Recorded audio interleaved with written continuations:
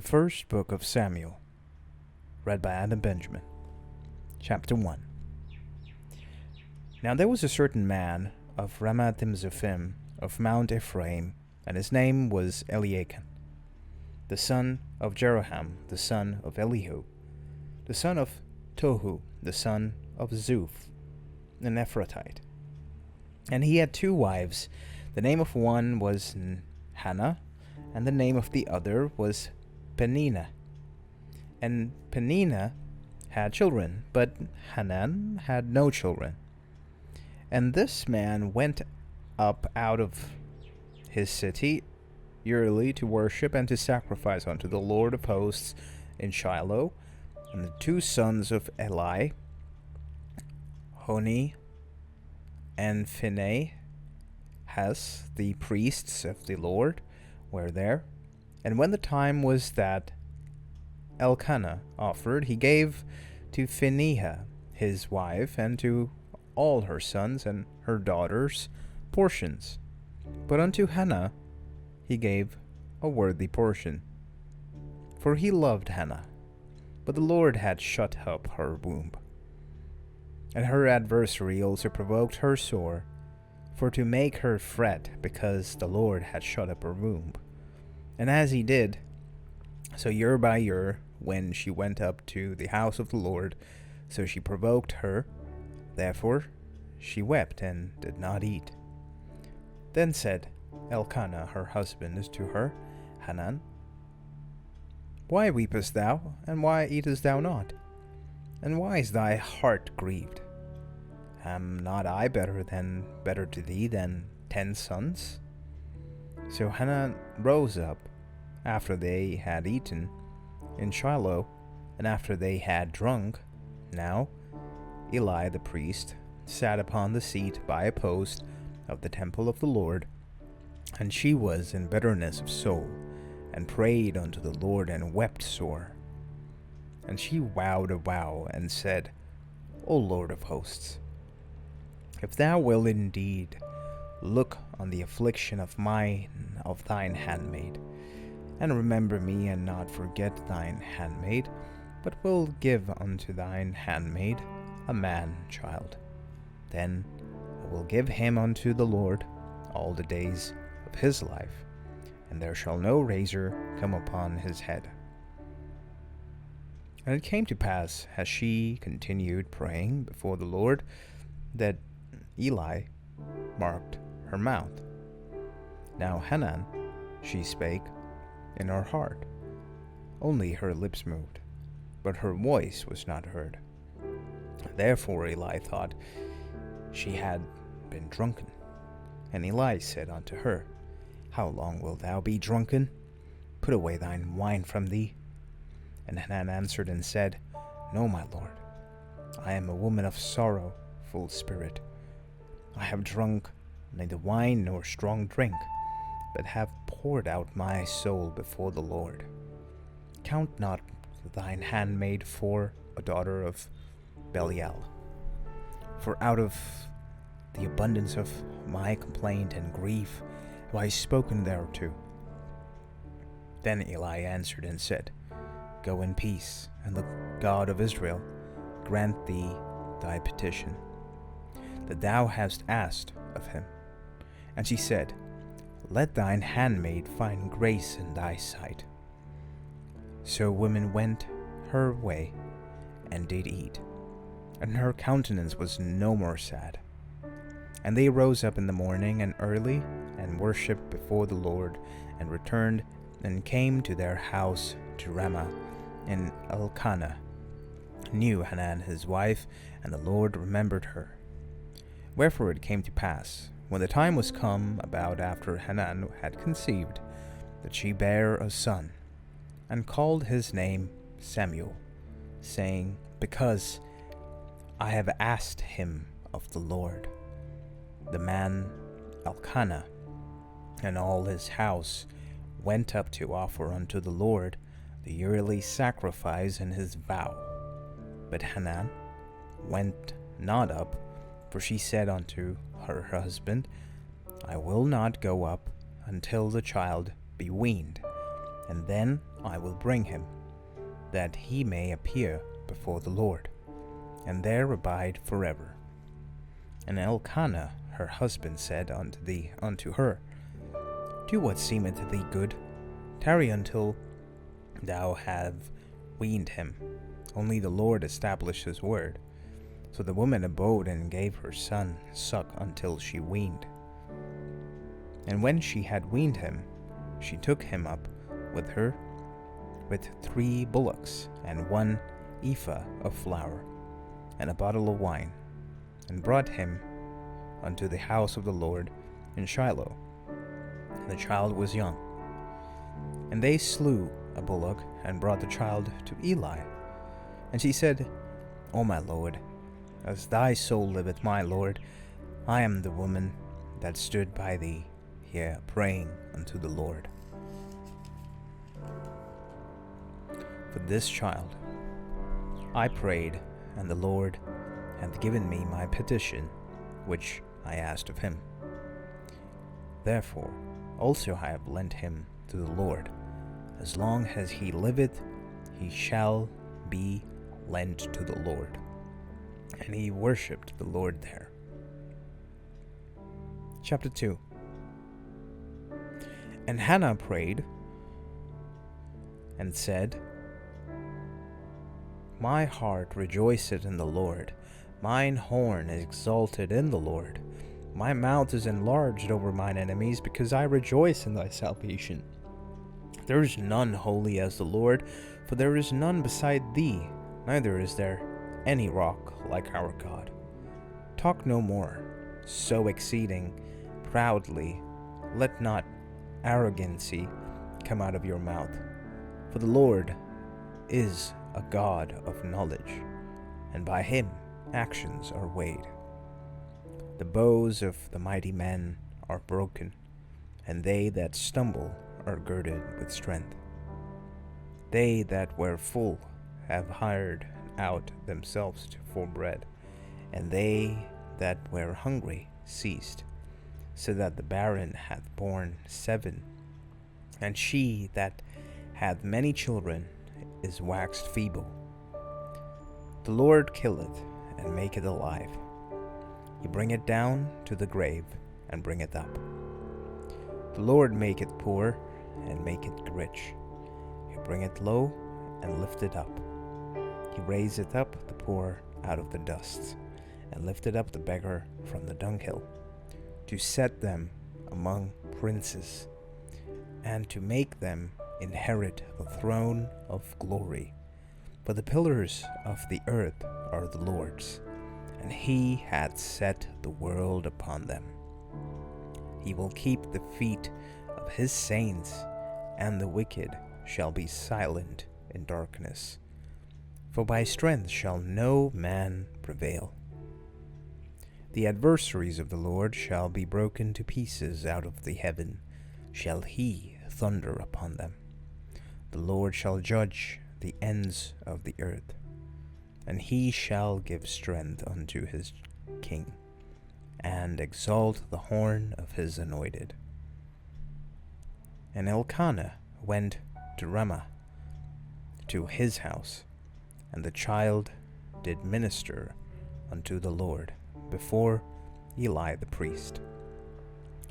And the sons of Eli were sons of Belial. They knew not the Lord. And the priest's custom with the people was that when any man offered sacrifice, the priest's servant came, while the flesh was in seething, with a flesh hook of 3 teeth in his hand, and he struck it in the pan, or kettle, or cauldron, or pot. All that the flesh hook brought up, the priest took for himself. So they did in Shiloh unto all the Israelites that came hither. Also, before they burnt the fat, the priest's servants came and said to the man that sacrificed, Give flesh to roast for the priests, for he will not have sodden flesh of thee, but raw. And if any man said unto him, let them not fail to burn the fat presently, and then take as much as thy soul desireth. Then he would answer him, Nay, but thou shalt give it me now, and if not, I will take it by force. Wherefore the sin of the young men was very great before the Lord, for men abhorred the offering of the Lord. But Samuel ministered before the Lord, being a child girded with a linen ephod. Moreover, his mother made him a little coat, and brought it to him from year to year, when she came up with her husband to offer the yearly sacrifice. And Eli blessed Elkanah and his wife, and said, The Lord give thee seed of this woman for the loan which is lent to the Lord. And they went unto their own house. And the Lord visited Hannah, so that she conceived and bare 3 sons and 2 daughters. And the child Samuel grew before the Lord. Now Eli was very old, and heard all that his son did unto all Israel, and how they lay with the women that assembled at the door of the tabernacle of the congregation. And he said unto them, Why do ye such things? For I hear of your evil deals by all this people. Nay, my sons, for it is no good report that I hear he make the Lord's people to transgress. If one man sin against another, the judge shall judge him. But if a man sin against the Lord, who shall entreat for him? Notwithstanding, they hearkened not unto the voice of their father, because the Lord would slay them. And the child Samuel grew on, and was in favor both with the Lord, and also with men. And there came a man of God unto Eli, and said unto him, Thus saith the Lord, Did I plainly appear unto the house of thy father when they were in Egypt in Pharaoh's house? And did I choose him out of all the tribes of Israel to be my priest, to offer upon mine altar, to burn incense, to hear an ephod before me? And did I give unto the house of thy father all the offerings made by fire of the children of Israel? Wherefore kick he at my mercy, and at mine offering, which I had commanded in my habitation, and honorest thy sons above me, to make yourselves fat with the chiefest of all the offerings of Israel my people. Wherefore the Lord God of Israel saith, I said indeed that thy house and the house of thy father should walk before me forever. But now the Lord saith, Be it far from me, for them that honor me I will honor, and they that despise me shall be lightly esteemed. Behold, the days come that I will cut off thine arm, and the arm of thy father's house, that there shall not be an old man in thine house. And thou shalt see an enemy in my habitation, and in all the wealth which God hath given Israel, and there shall not be an old man in thine house forever. And the man of thine, whom I shall not cut off from mine altar, shall be to consume thine eyes, and to grieve thine heart. And all the increase of thine house shall die in the flower of their age. And this shall be a sign unto thee, and shall come upon thy 2 sons, on Hophni and Phinehas. In one day they shall die both of them. And I will raise me up a faithful priest, that shall do according to that which is in mine heart and in my mind. And I will build him a sure house, and he shall walk before mine anointed forever. And it shall come to pass that every one that is left in thine house shall come and crouch to him for a piece of silver and a morsel of bread, and shall say, Put me, I pray thee, into one of the priest's offices, that I may eat a piece of bread. Chapter 3. And the child Samuel ministered unto the Lord before Eli, and the word of the Lord was precious in those days. There was no open vision. And it came to pass at that time, when Eli was laid down in his place, and his eyes began to wax dim, that he could not see. And the lamp of God went out in the temple of the Lord, where the ark of God was, and Samuel was laid down to sleep. That the Lord called Samuel, and he answered, Here am I. And he ran unto Eli and said, Here I am, for thou hast callest me. And he said, I called not. Lie down again. And he went and lay down. And the Lord called yet again, Samuel. And Samuel arose and went to Eli and said, Here I am, for thou didst call me. And he answered, I calledst not, my son. Lie down again. Now Samuel did not yet know the Lord, neither was the word of the Lord yet revealed unto him. And the Lord called Samuel again the third time. And he arose and went to Eli and said, Here I am, for thou didst call me. And Eli perceived that the Lord had called the child. Therefore Eli said unto Samuel, Go, lie down, and it shall be, if he call thee, that thou shalt say, Speak, Lord, for thy servant heareth. So Samuel went and lay down in his place. And the Lord came and stood, and called at other times, Samuel, Samuel. Then Samuel answered, Speak, for thy servant heareth. And the Lord said to Samuel, Behold, I will do a thing in Israel at which both the ears of every one that heareth it shall tingle.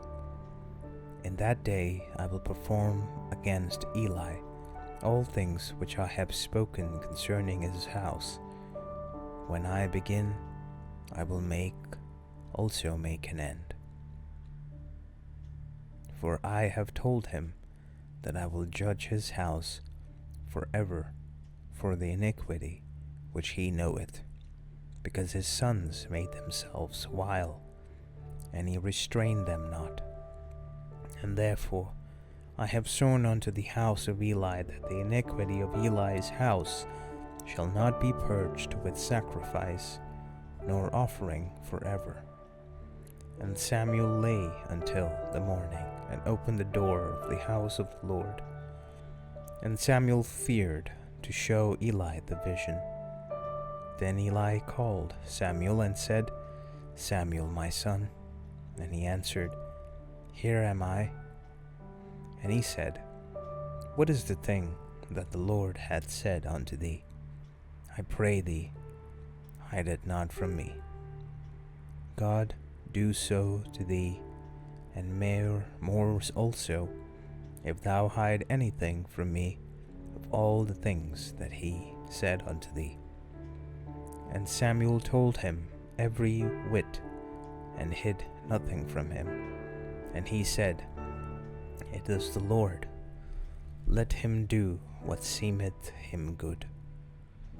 And Samuel grew, and the Lord was with him, and did let none of his words fall to the ground.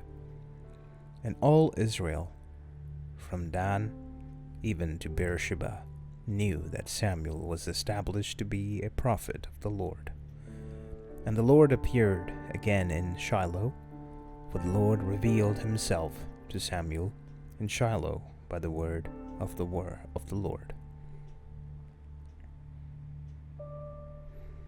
Chapter 4. And the word of Samuel came to all Israel. Now Israel went out against the Philistines to battle, and pitched besides Ebenezer, and the Philistines pitched in Aphek. And the Philistines put themselves in array against Israel. And when they joined the battle, Israel was smitten before the Philistines, and they slew of the army in the field about 4,000 men. And when the people were come into the camp, the elders of Israel said, Wherefore hath the Lord smitten us today before the Philistines? Let us fetch the ark of the covenant of the Lord out of Shiloh unto us, that when it cometh among us, it may save us out of the hand of our enemies. So the people sent to Shiloh that might bring from hence the ark of the covenant of the Lord of hosts, which dwelleth between the cherubims, and the two sons of Eli, Hophni and Phinehas, were there with the ark of the covenant. And when the ark of the covenant of the Lord came into the camp, all Israel shouted with great shout, so that the earth rang again. And when the Philistines heard the noise of the shout, they said, What meaneth the noise of this great shout in the camp of the Hebrews? And they understood that the ark of the Lord was come into the camp. And the Philistines were afraid, for they said, God is come into the camp. And they said, Woe unto us, for there hath not been such a thing heretofore. Woe unto us! Who shall deliver us out of the hand of these mighty gods? These are the gods that smote the Egyptians with all the plagues in the wilderness. Be strong and quiet yourselves like men, O ye Philistines, that he be not servants unto the Hebrews, as they have been to you. Quiet yourselves like men, and fight. And the Philistines fought, and Israel was smitten. And they fled every man into his tent. And there was a very great slaughter, for there fell of Israel 30,000 footmen. And the ark of God was taken, and the two sons of Eli, Hophni and Phinehas, were slain. And there ran a man of Benjamin out of the army, and came to Shiloh the same day with his clothes rent, and with earth upon his head. And when he came, lo, Eli sat upon the seat by the wayside watching, for his heart trembled for the ark of God. And when the man came into the city and told it, all the city cried. And when Eli heard the noise of the crying, he said, What meaneth the noise of this tumult? And the man came in hastily and told Eli. Now Eli was 98 years old, and his eyes were dim, and he could not see.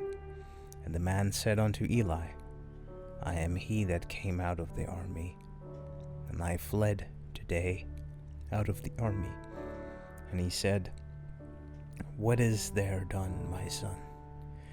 And the messenger answered and said, Israel is fled before the Philistines, and there hath been also a great slaughter among the people. And thy two sons also, Hophni and Phinehas, are dead, and the ark of God is taken.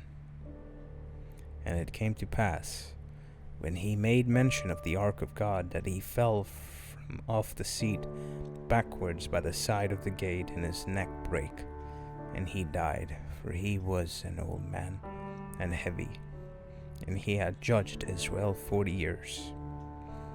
And his daughter-in-law, Phinehas, his wife, was with child, near to be delivered. And when she heard the tidings of the ark of God was taken, and that her father-in-law and her husband were dead, she bowed herself and travailed, for her pain came upon her. And about the time of her death, the woman that stood by her said unto her, Fear not, for thou hast borne a son. But she answered not, neither did she regard it. And she named the child Ichabod, saying, The glory is departed from Israel, because the ark of God was taken, and because of her father-in-law and her husband. And she said, The glory is departed from Israel, for the ark of God is taken. Chapter 5. And the Philistines took the ark of God and brought it from Ebenezer unto Ashdod. And when the Philistines took the ark of God, they brought it into the house of Dagon, and set it by Dagon. And when they of Ashdod arose early on the morrow, behold, Dagon was fallen upon his face to the earth before the ark of the Lord. And they took Dagon, and set him in his place again. And when they arose early in the morning, behold, Dagon was fallen upon his face to the ground before the ark of the Lord. And the head of Dagon was both the palms of his hands were cut off upon the threshold, only the stump of Dagon was left to him. Therefore neither the priests of Dagon, nor any that come into Dagon's house, tread on the threshold of Dagon's in Ashdod unto this day. But the hand of the Lord was heavy upon them of Ashdod, and he destroyed them, and smote them with emerods, even Ashdod, and the coasts thereof. And when the men of Ashdod saw that it was so, he said, The ark of the Lord of God of Israel shall not abide with us, for his hand is sore upon us, and upon Dagon our God. They sent therefore, and gathered all the lords of the Philistines unto them, and said, What shall we do with the ark of the God of Israel? And they answered, Let the ark of the Lord of God of Israel be carried about unto Gath. And they carried the ark of the God of Israel about hither. And it was so, that after they had carried it about, the hand of the Lord was against the city with a great destruction. And he smote the men of the city, both small and great, and they had embroidered in their secret parts. Therefore they sent the ark of God to Ekron, and it came to pass, as the ark of God came to Ekron, that the Ekronites cried out, saying, They have brought on about the ark of God of Israel to us, to slay us and our people. So they sent and gathered together all the lords of the Philistines, and said, Send away the ark of the God of Israel, and let it go again to his own place, that it slay us not and our people. For there was a deadly destruction throughout all the city. The hand of God was very heavy there, and the men that died not were smitten with the emerods, and the cry of the city went up to heaven. Chapter 6. And the ark of God was in the country of the Philistines 7 months. And the Philistines called for the priests and the diviners, saying, What shall we do to the ark of the Lord? Tell us wherewith we shall send it to his place. And he said, If ye send away the ark of the God of Israel, send it not empty, but in any wise return him a trespass offering. Then he shall be healed, and it shall not be known to you why his hand is not removed from you. And they said, Then said they, What shall be the trespass offering which we shall return to him? They answered, 5 golden emerods, and 5 golden mice, according to the number of the lords of the Philistines, for one plague was on you all, and on your lords.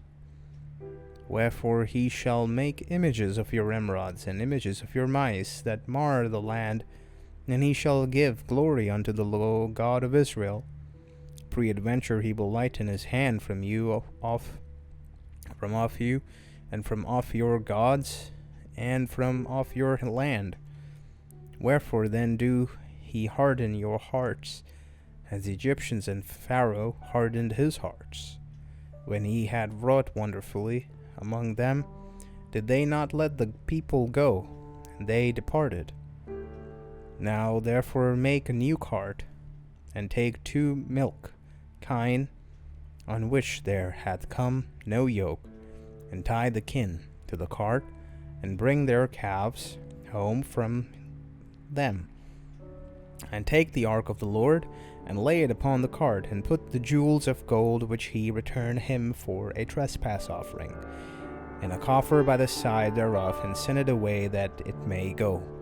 And see if it goeth up by the way of his own coast to Bethshemesh, then he hath done us this great evil. If not, then he shall know that it is not his hand that smote us, it was a chance that happened to us. And the men did so, and took 2 milk canes, and tied them to the cart, and shut up their calves at home. And they laid the ark of the Lord upon the cart, and the coffers with the mice of gold, and the images of their embroiders. And the king took the straight way to the way of Bethshemesh, and went along the highway, lowing as they went, and turned not aside to the right hand or to the left. And the Lord of Philistines went after them unto the border of Bethshemesh. And they of Bethshemesh were reaping their wheat harvests in the valley, and they lifted up their eyes and saw the ark, and rejoiced to see it.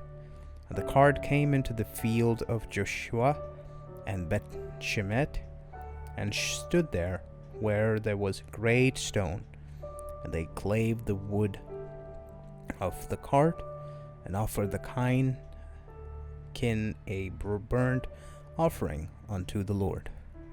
And the Levites took down the ark of the Lord, and the coffer that was with it, wherein the jewels of gold were put them on, the great stone. And the men of Bethshemesh offered burnt offerings, and sacrificed sacrifices the same day unto the Lord. And when the 5 lords of Philistines had seen it, they returned to Ekron the same day. And these are the golden emerods which the Philistines returned for trespass offerings unto the Lord: for Ashdod 1, for Gaza 1, for Akinlon 1, for Gath 1, for Ekron 1. And the golden mice, according to the number of all the cities of Philistines, belonging to the 5 lords, both of fenced cities and of the country villages, even unto the great stone of Abel, whereon they set down the ark of the Lord, which stone remaineth unto this day in the field of Joshua the Bethshemite. And he smote the men of Bethshemesh, because they had looked into the ark of the Lord, because even he smote of the people 50,060 men. And the people lamented, because the Lord had smitten many of the people with a great slaughter. And the men of Bethshemesh said, Who is able to stand before this holy Lord God? And to whom shall he go up from us? And they sent messengers to the inhabitants of Kirjath-jearim, saying, The Philistines have brought again the ark of the Lord. Come he down and fetch it up to you. Chapter 7. And the men of Kirjath-jearim came and fetched up the ark of the Lord, and brought it into the house of Abinadab in the hill, and sanctified Eleazar his son to keep the ark of the Lord. And it came to pass, while the ark abode in Kirjath-jearim, that the time was long, for it was 20 years, and all the house of Israel lamented after the Lord. And Samuel spake unto all the house of Israel, saying, If he do return unto the Lord with all your hearts, then put away the strange gods, and Ashtaroth from among you, and prepare your hearts unto the Lord, and serve him only, and he will deliver you out of the hand of the Philistines. And the children of Israel did put away Baalim and Ashtaroth, and serve the Lord only. And Samuel said, Gather all Israel to Mizpeh, and I will pray for you unto the Lord. And they gathered together to Mizpeh, and drew water, and poured it out before the Lord, and fasted on the day, and said there, We have sinned against the Lord. And Samuel judged the children of Israel in Mizpeh. And when the Philistines heard that the children of Israel were gathered together to Mizpeh, the lords of the Philistines went up against Israel. And when the children of Israel heard it, they were afraid of the Philistines. And the children of Israel said, 2.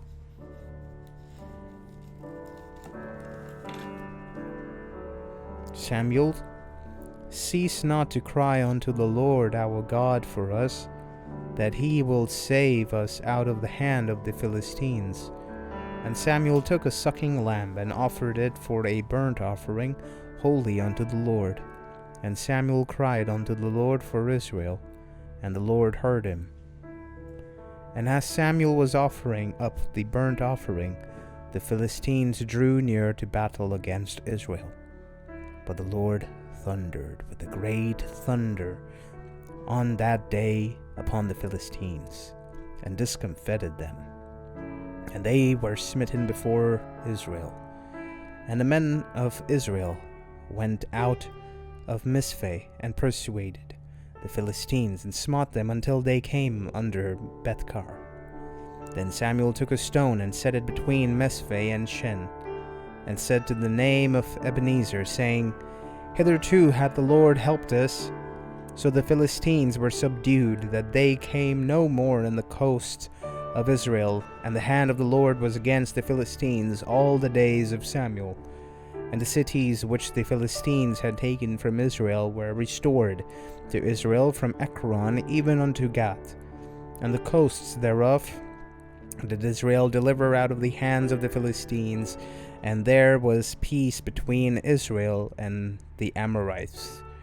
And Samuel judged Israel all the days of his life, and he went from year to year in circuit to Bethel and Gilgad and Mizpeh, and judged Israel in all those places.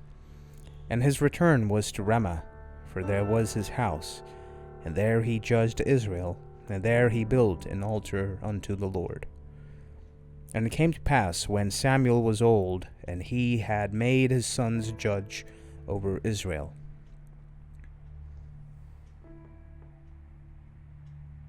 Chapter 8. And it came to pass, when Samuel was old, that he made his sons judges over Israel.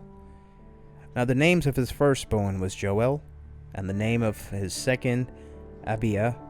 They were judges in Beersheba. And his sons walked not in his ways, and he turned aside after lucre, and took bribes, and perverted judgment. Then all the elders of Israel gathered themselves together, and came to Samuel unto Ramah, and said unto him, Behold, thou art old, and thy sons walk not in thy ways. Now make us a king to judge us, like all the nations. But the thing displeased Samuel when they said, Give us a king to judge us. And Samuel prayed unto the Lord, and the Lord said unto Samuel, Hearken unto the voice of the people, and all that they say unto thee. For they have not rejected thee, but they have rejected me, that I should not reign over them, according to all the works which they have done since the day that I have brought them up out of Egypt, even unto this day, wherewith they have forsaken me, and served other gods, so do they also unto thee. Now therefore hearken unto their voice, howbeit yet protest solemnly unto them, and show them the manner of the king that shall reign over them. And Samuel told the words of the Lord unto the people that asked of him a king. And he said, This will be the manner of the king that shall reign over you. He will take your sons and appoint them for himself, for his chariots, and to be his horsemen, and some shall run before his chariots. And he will appoint him captains over thousands, and captains over 50s, and will set them to ear his ground, and to reap his harvest, and to make his instruments of war and instruments of his chariots. And he will take your daughters to be confectionaries, and to be cooks, and to be bakers. And he will take your fields and your vineyards and your olive gardens, and even the best of them, and give them to his servants. And he will take the tenth of your seed and of your vineyards, and give to his officers and to his servants. And he will take your men servants and your maid servants and your goodliest young men and your asses, and put them to his work. And he will take the tenth of your sheep, and he shall be his servants. And he shall cry out in that day because of your king, which he shall have chosen you, and the Lord will not hear you in that day. Nevertheless, the people refused to obey the voice of Samuel, and they said, Nay, but we will have a king over us, that we also may be like all the nations, and that our king may judge us, and go out before us, and fight our battles. And Samuel heard all the words of the people, and he rehearsed them in the ears of the Lord. And the Lord said to Samuel, Hearken unto their voice, and make them a king. And Samuel said unto the men of Israel, Go ye every man into his city. Chapter 9. Now there was a man of Benjamin, whose name was Kish, the son of Abiel, the son of Zerar, the son of Bechorath, the son of Aphihah, a Benjamite, a mighty man of power. And he had a son whose name was Saul, a choice young man and a goodly. And there was not among the children of Israel a goodlier person than he. From his shoulder and upwards he was higher than any of the people. And the asses of the Kish's Saul's father were lost. And Kish said to Saul his son, Take now one of the servants with thee, and arise, go seek the asses. And he passed through the Mount Ephraim, and passed through the land of Shaliash. But they found them not. Then they passed through the land of Shalem, and there they were not. And he passed through the land of Benjamites, but they found them not. And when they were come to the land of Zuph, Saul said to his servant that was with him, Come, let us return, lest my father leave caring for the asses, and take thoughts for us. And he said unto him, Behold, now there is in this city a man of God, and he is an honorable man. All that he saith cometh surely to pass. Now let us go hither. Peradventure he will show us our way that we should go. Then said Saul to his servant, But behold, if we go, what shall we bring the man? For the bread is spent in our vessels, and there is not a present to bring to the man of God. What have we? And the servants answered Saul again and said, Behold, I have here in hand the 4th part of a shekel of silver. That will I give to the man of God, to tell us our way. Before time in Israel, when a man went to inquire of God, thus he spake, Come, and let us go to the seer. For he that is now called a prophet was before time called a seer. Then said Saul to his servant, Well said. Come, let us go. So they went into the city where the man of God was. And as they went up the hill, to the city, they found young maidens going out to draw water. And he said unto them, Is the seer here? And they answered them and said, He is. Behold, he is before you. Make haste now, for he came today to the city, for there is a sacrifice of the people today in the high place. As soon as he came into the city, he shall straightway find him, before he go up to the high place to eat. For the people will not eat until he come, because he doth bless the sacrifice, and afterwards they eat that be bidden. Now therefore get you up from about this time, he shall find him. And they went up into the city, and when they were come into the city, behold, Samuel came out against them, for to go up to the high place. Now the Lord had told Samuel in his ears a day before Saul came, saying, Tomorrow about this time I will send thee a man out of the land of Benjamin, and thou shalt anoint him to be captain over my people Israel, that he may save my people out of the hand of the Philistines. For I have looked upon my people, because their cry is come unto me.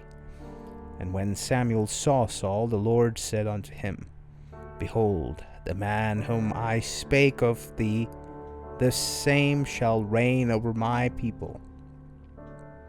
Then Saul drew near to Samuel in the gate, and said, Tell me, I pray thee, where the seer's house is. And Samuel answered Saul, and said, I am the seer. Go up before me unto the high place, for he shall eat with me today, and tomorrow I will let thee go, and will tell thee all that is in thine heart. And as for thine asses that were lost 3 days ago, set not thy mind on them, for they are found. And on whom is all the desire of Israel? Is it not on thee, and on all thy father's house? And Saul answered and said, Am not I a Benjamite, of the smallest of the tribe of Israel, and my family the least of all the families of the tribe of Benjamin?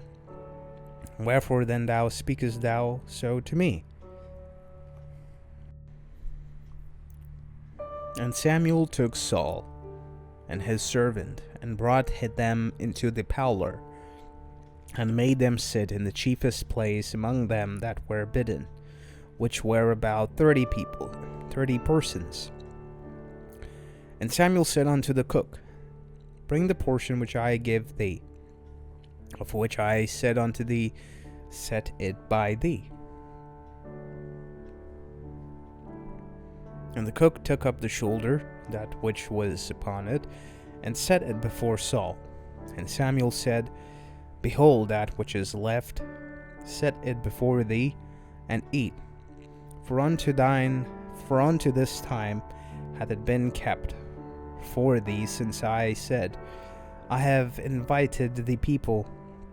So Saul did eat with Samuel that day, and when they were come down from the high place into the city, Samuel communed with Saul unto the top of the house. And they arose early, and it came to pass about the spring of the day that Samuel called Saul to the top of the house, saying, Up, that I may send thee away. And Saul arose, and they went out, both of them, he and Samuel, abroad. And as they were going down to this end of the city, Samuel said to Saul, Bid the servant pass on before us. And he passed on. But stand thou still a while, that I may show thee the word of God. Chapter 10. Then Samuel took a wale of oil, and poured it upon his head, and kissed him, and said, Is it not because the Lord hath anointed thee to be captain over his inheritance? When thou art departed from me today, then thou shalt find 2 men by Rachel's sepulchre in the border of Benjamin, at Zelzah, that they will say unto thee, The asses which thou wentest to seek are found, and lo, thy father hath left the care of the asses, and sorroweth for you, saying, What shall I do for my son? Then shalt thou go on forward from hence, and thou shalt come to the plain of Tabaron. And there shall meet thee 3 men going up to God to Bethel, one carrying 3 kids, and another carrying 3 loaves of bread, and another carrying a bottle of wine. And they will salute thee, and give thee 2 loaves of bread, which thou shalt receive of their hands. After that thou shalt come to the hill of God, where is the garrison of the Philistines. And it shall come to pass, when thou art come hither to the city, that thou shalt meet a company of prophets coming down from the high place, with a psaltery and a tabret, and a pipe and a harp, before them, and they shall prophesy. And the Spirit of the Lord will come upon thee, and thou shalt prophesy with them, and shalt be turned into another man. And let it be, when these signs are come unto thee, that thou do as occasion serve thee, for God is with thee. And thou shalt go down before me to Gilgal, and behold, I will come down unto thee, to offer burnt offerings, and to sacrifice sacrifices of peace offerings. 7 days shalt thou tarry till I come to thee, and show thee what thou shalt do. And it was so that when he had turned his back to go from Samuel, God gave him another heart. And all those signs came to pass that day. And when they came hither to the hill, behold, a company of prophets met him, and the Spirit of God came upon him, and he prophesied among them. And it came to pass, when all that knew him before time saw that, behold, he prophesied among the prophets, when the people said one to another, What is this that is come unto the son of Kish? Is Saul also among the prophets? And one of the same place answered and said, But who is their father? Therefore it became a proverb, Is Saul also among the prophets? And when he had made an end of the prophecies, he came to the high place.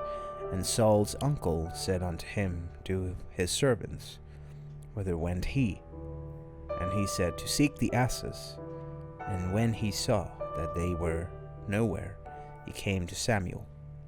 And Saul's uncle said, Tell me, I pray thee, what Samuel said unto you.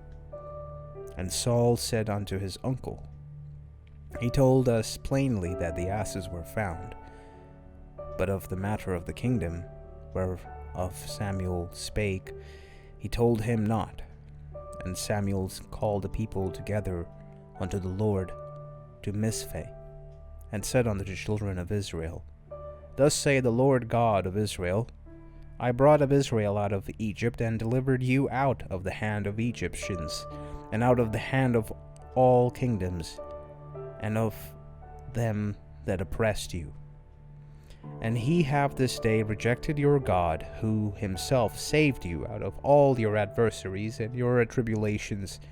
And he have said unto him, Nay, but set a king over us. Now therefore present yourself before the Lord by your tribes and by your thousands. And when Samuel had caused all the tribes of Israel to come near, the tribe of Benjamin was taken. And when he caused the tribe of Benjamin to come near by his families, the families of Matri was taken, and Saul the son of Kish was taken. And when they sought him, he could not be found. Therefore they inquired of the Lord further, if the man should yet come hither. And the Lord answered, Behold, he had hid himself among the stuff.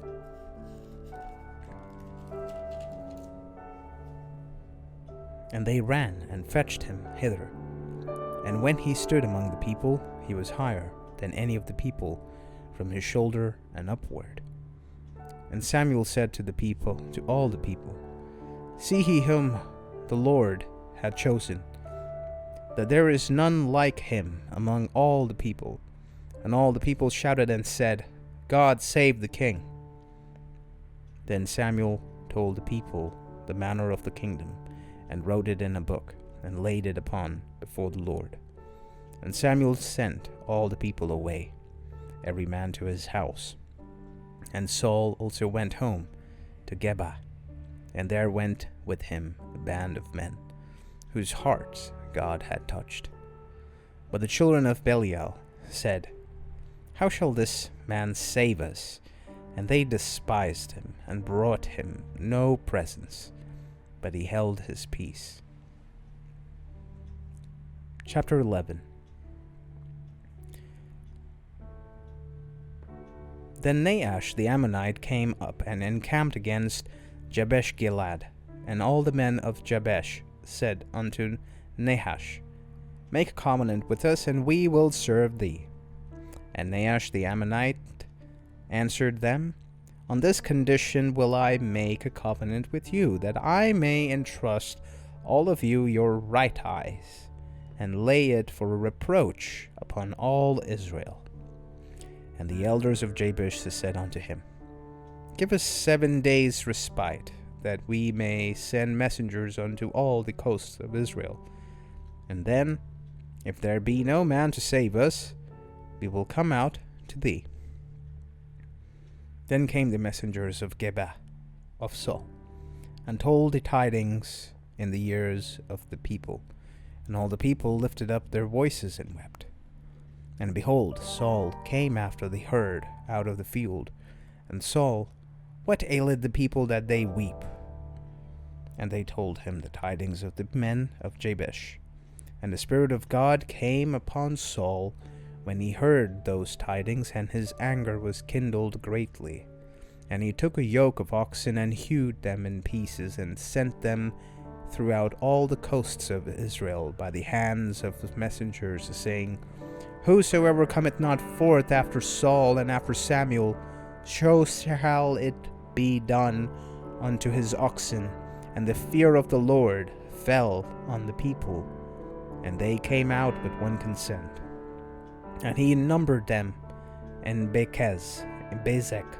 The children of Israel were 300,000, and the men of Judah 30,000.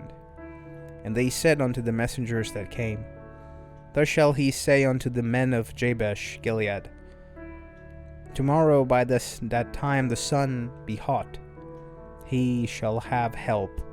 And the messengers came and showed it to the men of Jabesh, and they were glad.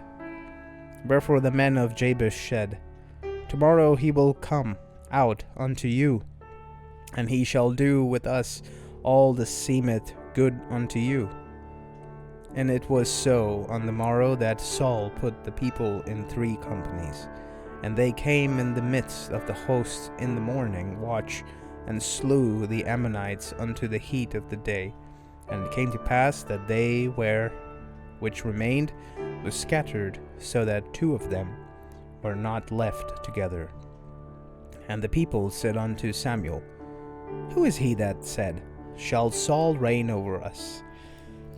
Bring the men, that we may put them to death. And Saul said, There shall not a man be put to death this day, for today the Lord hath wrought salvation in Israel.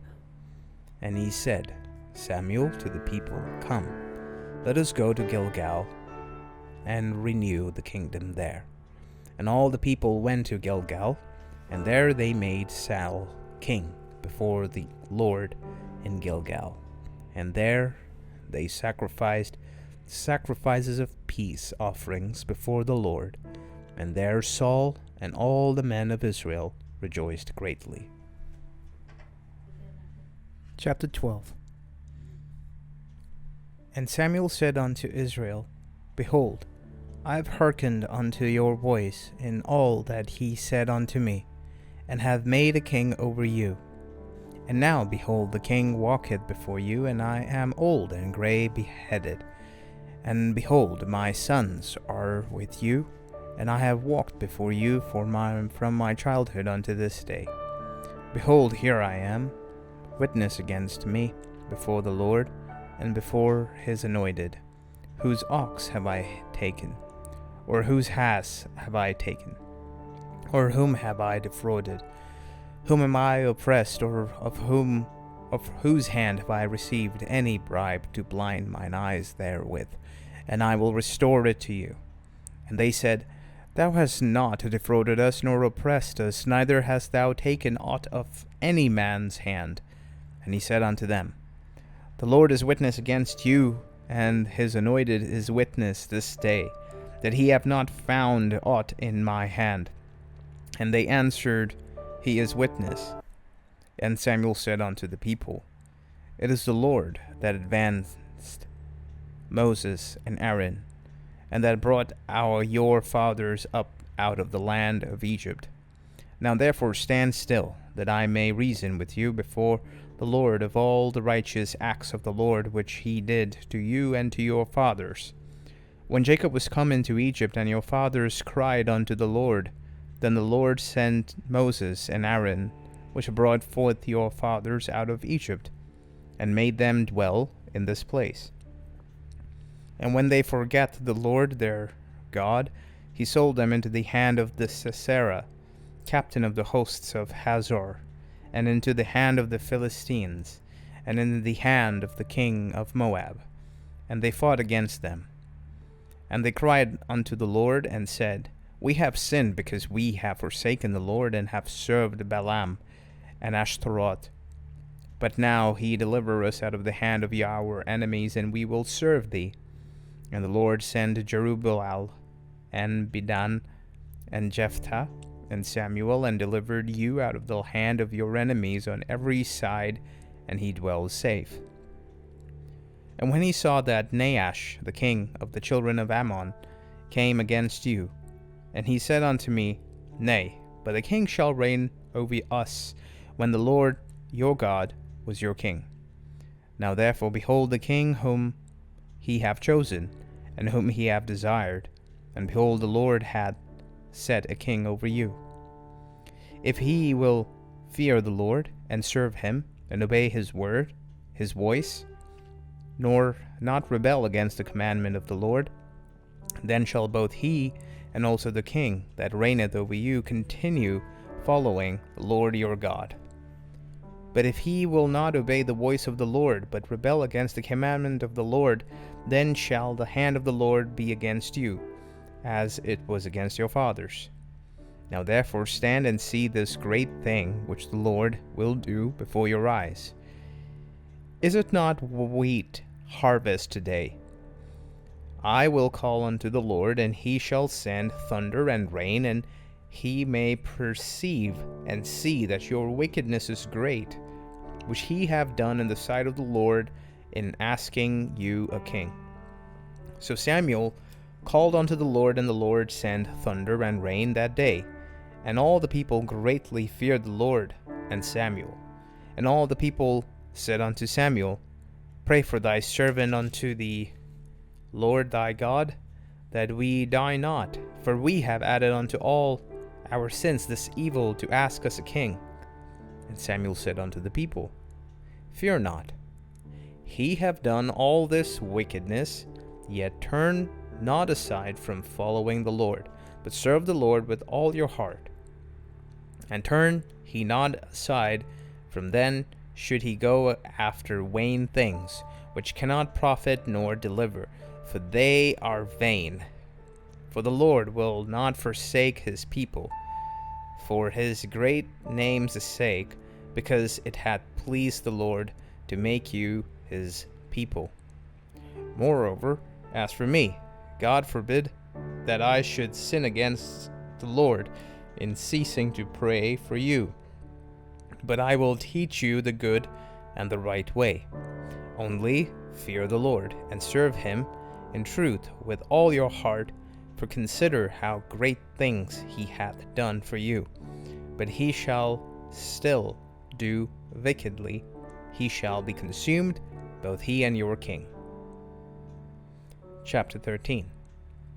Saul reigned 1 year, and when he had reigned 2 years over Israel, Saul chose him 3,000 men of Israel, whereof 2,000 were with Saul in Michmash and in Mount Bethel, and 1,000 were with Jonathan in Gibeah of Benjamin. And the rest of the people he sent every man to his tent. And Jonathan smote the garrison of the Philistines that was in Gibeah, and the Philistines heard of it. And Saul blew the trumpet throughout all the land, saying, Let the Hebrews hear. And all Israel heard, say that Saul had smitten the garrison of the Philistines, and that Israel also was had in abomination with the Philistines. And the people were called together after Saul to Gilgal. And the Philistines gathered themselves together to fight with Israel, 30,000 chariots and 6,000 men, horsemen, and the people at the sand which is on the seashore in multitude. And they came up and pitched in Michmash, eastward from Bethaven, when the men of Israel saw that they were in strait, for the people were distressed. Then the people did hide themselves in caves, and in thickets, and in rocks, and in high places, and in pits, and some of the Hebrews went over Jordan to the land of Gad and Gilgal. As for Saul, he was yet in Gilgal, and all the people followed him trembling. And he tarried 7 days according to the set time that Samuel had appointed. But Samuel came not to Gilgal, and the people were scattered from him. And Saul said, Bring hither a burnt offering to me, and peace offerings. And he offered the burnt offering. And it came to pass that as soon as he had made an end of the offering, the burnt offering, behold, Samuel came, and Saul went out to meet him, that he might salute him. And Samuel said, What hast thou done? And Saul said, Because I saw that the people were scattered from me, and that thou camest not within the days appointed, and that the Philistines gathered themselves together at Michmash. Therefore said I, The Philistines will come down now upon me to Gilgal, and I have not made supplications unto the Lord. I forced myself therefore, and before, and offered a burnt offering. And Samuel said to Saul, Thou hast done foolishly. Thou hast not kept the commandment of the Lord thy God, which he commanded thee. For now would the Lord have established thy kingdom upon Israel forever. But now thy kingdom shall not continue. The Lord had sought a man after his own heart, and the Lord had commanded him to be captain over his people, because thou hast not kept that which the Lord commanded thee. And Saul arose and gat him up from Gilgal unto Gibeah of Benjamin. And Saul numbered the people that were present with him, about 600 men. And Saul and Jonathan his son and the people that were present with him abode in Gibeah of Benjamin, but the Philistines encamped in Michmash. And the spoilers came out of the camp of the Philistines in 3 companies. One company turned unto the way that leadeth to Ophrah, unto the land of Shulal. And the other company turned the way to Beth-horon, and another company turned the way of the border that looked to the valley of Zebaim, toward the wilderness. Now there was no smith found throughout all the land of Israel, for the Philistines said, Lest the Hebrews make them swords or spears. But all the Israelites went down to the Philistines to sharpen every man his share, and his coulter, and his axe, and his mattocks. Yet they had a file for the mattocks, and for the coulters, and for the forks, and for the axes, and to sharpen the goads. And so it came to pass in the day of battle that there were neither sword nor spear found in the hand of any of the people that were with Saul and Jonathan, but with Saul and with Jonathan his son was there found. And the garrison of the Philistines went out to the passage of Michmash. Chapter 14. Now it came to pass upon a day that Jonathan the son of Saul said unto the young man that bare his armor, Come, let us go over to the Philistines' garrison that is on the other side. But he told not his father. And Saul tarried in the uttermost part of the Gibeah, under the pomegranate tree which is in Migron. And the people that were with him were about 600 men. And Ahiah, the son of Ahitub, Ichabod's brother, and the son of Phinehas, the son of Eli, the priest, the Lord's priest, in Shiloh, wearing an ephod, and the people knew not Jonathan was gone. And between the passages by which Jonathan sought to go over unto the Philistines' garrison, there was a sharp rock on the one side and a sharp rock on the other, and the name of one was Bozez, the name of the other Seneth. The forefront of the one was situate northwards over against Michmash, and the other southwards over against Geba. And Jonathan said to the young man that bare his armor, Come, let us go over unto the garrison of these uncircumcised. It may be that the Lord will work for us, for there is no restraint to the Lord to save by many or by few. And his armor-bearer said unto him, Do all that is in thine heart. Turn thee, behold, I am with thee according to thy heart. Then said Jonathan, Behold, we will pass over unto these men, and we will discover ourselves unto them. If they say thus unto us, Tarry until we come to you, then we will stand still in our place, and will not go up unto them. But if they say thus, Come up unto us, then we will go up. For the Lord had delivered them into our hand, and this shall be a sign unto us. And both of them discovered themselves unto the garrison of the Philistines, and the Philistines said, Behold, the Hebrews come forth out of the holes where they had hid themselves. And the men of the garrison answered Jonathan and his armor-bearers, and said, Come up to us, and we will show you a thing. And Jonathan said unto his armor-bearer, Come up after me, for the Lord had delivered them into the hand of Israel. And Jonathan climbed up upon his hands and upon his feet, and his armor-bearer after him, and they fell before Jonathan, and his armor-bearer slew after them.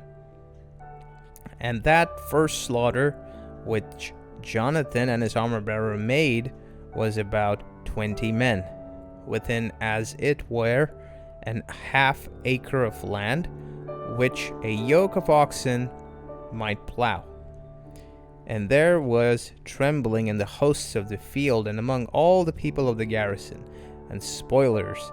They also trembled, and the earth quaked. So it was a very great trembling. And the watchmen of Saul in Geba of Benjamin looked, and behold, the multitude melted away, and they went on beating down one another. Then said Saul unto the people that were with him, Number now, and see who is gone from us. And when they had numbered, behold, Jonathan and his armor-bearer were not there. And Saul said unto Ahiah, Bring hither the ark of God, for the ark of God was at that time with the children of Israel. And it came to pass, while Saul talked unto the priests, that the noise that was in the host of the Philistines went on and increased. And Saul said unto the priests, Withdraw thine hand. And Saul and all the people that were with him assembled themselves, and they came to the battle, and behold, every man's sword was against his fellow, and there was a very great discomfiture. Moreover, the Hebrews that were with the Philistines before that time, which went up with him into the camp from the country round about, even they also turned to be with Israelites that were with Saul and Jonathan. Likewise, all the men of Israel which had hid themselves in Mount Ephraim, when they heard that the Philistines fled, even they also followed hard after them in the battle. So the Lord saved Israel that day, and the battle passed over unto Beth-aven. And the men of Israel were distressed that day, for Saul had adjured the people, saying, Cursed be the man that eateth any food until evening, that I may be avenged on mine enemies. So none of the people tasted any food.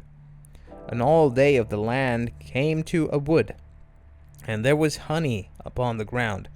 And when the people were come into the wood, behold, the honey dropped, but no man put his hand to his mouth, for the people feared the oath. But Jonathan heard not when his father charged the people with the oath. Wherefore he put forth the end of the rod that was in his hand, and dipped in an honeycomb, and put his hand to his mouth, and his eyes were enlightened. Then answered one of the people, and said, Thy father straitly charged the people with an oath, saying, Cursed be the man that eateth any food this day. And the people were faint.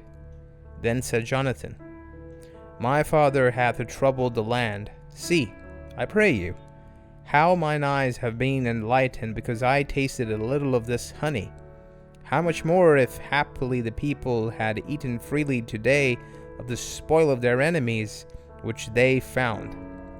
For had there not been now a much greater slaughter among the Philistines?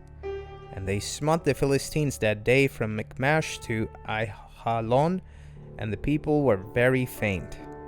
And the people fell upon the spoil, and took sheep and oxen and calves, and slew them on the ground, and the people did eat them with the blood. Then they told Saul, saying, Behold, the people sin against the Lord, in that they eat with blood. And he said, He hath transgressed. Roll a great stone unto me this day. And Saul said, Disperse yourselves among the people, and say unto them, Bring me hither every man his ox, and every man his sheep, and slay them here and eat, and sin not against the Lord in eating with blood. And all the people brought every man his ox with him that night, and slew them here. And Saul built an altar unto the Lord, the same as the first altar that was built unto the Lord. And Saul said, Let us go down after the Philistines by night, and spoil them until the morning light, and let us not leave a man of them. And they said, Do whatsoever seemeth good unto thee. Then said the priest, Let us draw near hither unto God. And Saul asked counsel of God, Shall I go down after the Philistines? Wilt thou deliver them into the hand of Israel? But he answered him not that day. And Saul said, Draw ye near hither all the chief of the people, and know and see wherein this sin hath been this day. For as the Lord liveth, which saveth Israel, though it be in Jonathan my son, he shall surely die. But there was not a man among all the people that answered him. Then said he unto all Israel, Be he one on one side, and I and Jonathan my son will be on the other side. And the people said unto Saul, Do what seemeth good unto thee. Therefore Saul said unto the Lord God of Israel, Give a perfect lot. And Saul and Jonathan were taken, but the people escaped. And Saul said, Cast lots between me and Jonathan my son. And Jonathan was taken. Then Saul said to Jonathan, Tell me what thou hast done. And Jonathan told him and said, I did but taste a little honey with the end of the rod that was in mine hand, and lo, I must die. And Saul answered, God, do so, and more also, for thou shalt surely die, Jonathan. And the people said unto Saul, Shall Jonathan die, who hath wrought this great salvation in Israel? God forbid, as the Lord liveth, there shall not one hair of his head fall to the ground, for he hath wrought with God this day. So the people rescued Jonathan, that he died not. Then Saul went up from following the Philistines, and the Philistines went their own place. So Saul took the kingdom over Israel and fought against all his enemies on every side, against Moab, and against the children of Ammon, and against Edom, and against the kings of Zobah, and against the Philistines. And whithersoever he turned himself, he vexed them, and he gathered a host, and smote the Amalekites, and delivered Israel out of the hands of them that spoiled him. Now the sons of Saul were Jonathan, and Ishwi, and Melchishua, and the names of the two daughters were these: the names of the firstborn, Merab, and the name of the younger, Michal. And the name of Saul's wife was Ahinoam, the daughter of Ahimaaz. And the name of the captain of his host was Abner, the son of Ner, Saul's uncle. And Kish was the father of Saul, and Ner, the father of Abner, was the son of Abiel. And there was sore war against the Philistines all the days of Saul. And when Saul saw any strong man or any valiant man, he took him unto him. Chapter 15. Samuel also said unto Saul, The Lord sent me to anoint thee to be king over his people, over Israel. Now therefore hearken thou unto the voice of the words of the Lord. Thus saith the Lord of hosts, I remember that which Amalek did to Israel, how he laid wait for him in the way, when he came up from Egypt. Now go and smite Amalek, and utterly destroy all that they have, and spare them not, but slay both man and woman, infant and suckling, ox and sheep, camel and ass. And Saul gathered the people together, and numbered them in Telaim 200,000 footmen, and 10,000 men of Judah. And Saul came to the city of Amalek, and laid wait in the valley. Saul said unto the Kenites, Go, depart, get you down from among the Amalekites, lest I destroy you with them. For he showed kindness to all the children of Israel when they came up out of Egypt. So the Kenites departed from among the Amalekites. And Saul smote the Amalekites from Hevel unto thou comest to Sur, that is over against Egypt. And he took Agag, the king of the Amalekites, alive, and utterly destroyed all the people with the edge of the sword. But Saul and the people spared Agag, and the best of the sheep, and of the oxen, and of the fatlings, and the lambs, and all that was good, and would not utterly destroy them. But everything that was vile and refuse, that they destroyed utterly. Then came the word of the Lord unto Samuel, saying, It repenteth me that I have set up Saul to be king, for he is turned back from following me, and hath not performed my commandments. And it grieved Saul, and he cried unto the Lord all night. And when Samuel rose early to meet Saul in the morning, it was told Samuel, saying, Saul came to Carmel, and behold, he set him up a place, and is gone about, and passed on, and gone down to Gilgad. And Samuel came to Saul, and Saul said unto him, Blessed be thou of the Lord. I have performed the commandment of the Lord. And Samuel said, What meaneth then this bleating of the sheep in mine ears, and the lowing of the oxen which I hear? And Saul said, They have brought them from the Amalekites, for the people spared the best of the sheep and of the oxen to sacrifice unto the Lord thy God, and the rest we have utterly destroyed. Then Samuel said unto Saul, Stay, I will teach thee what the Lord hath said to me this night. And he said unto him, Say on. And Samuel said, When thou wast little in thine own sight, wast thou not made in the head of the tribes of Israel?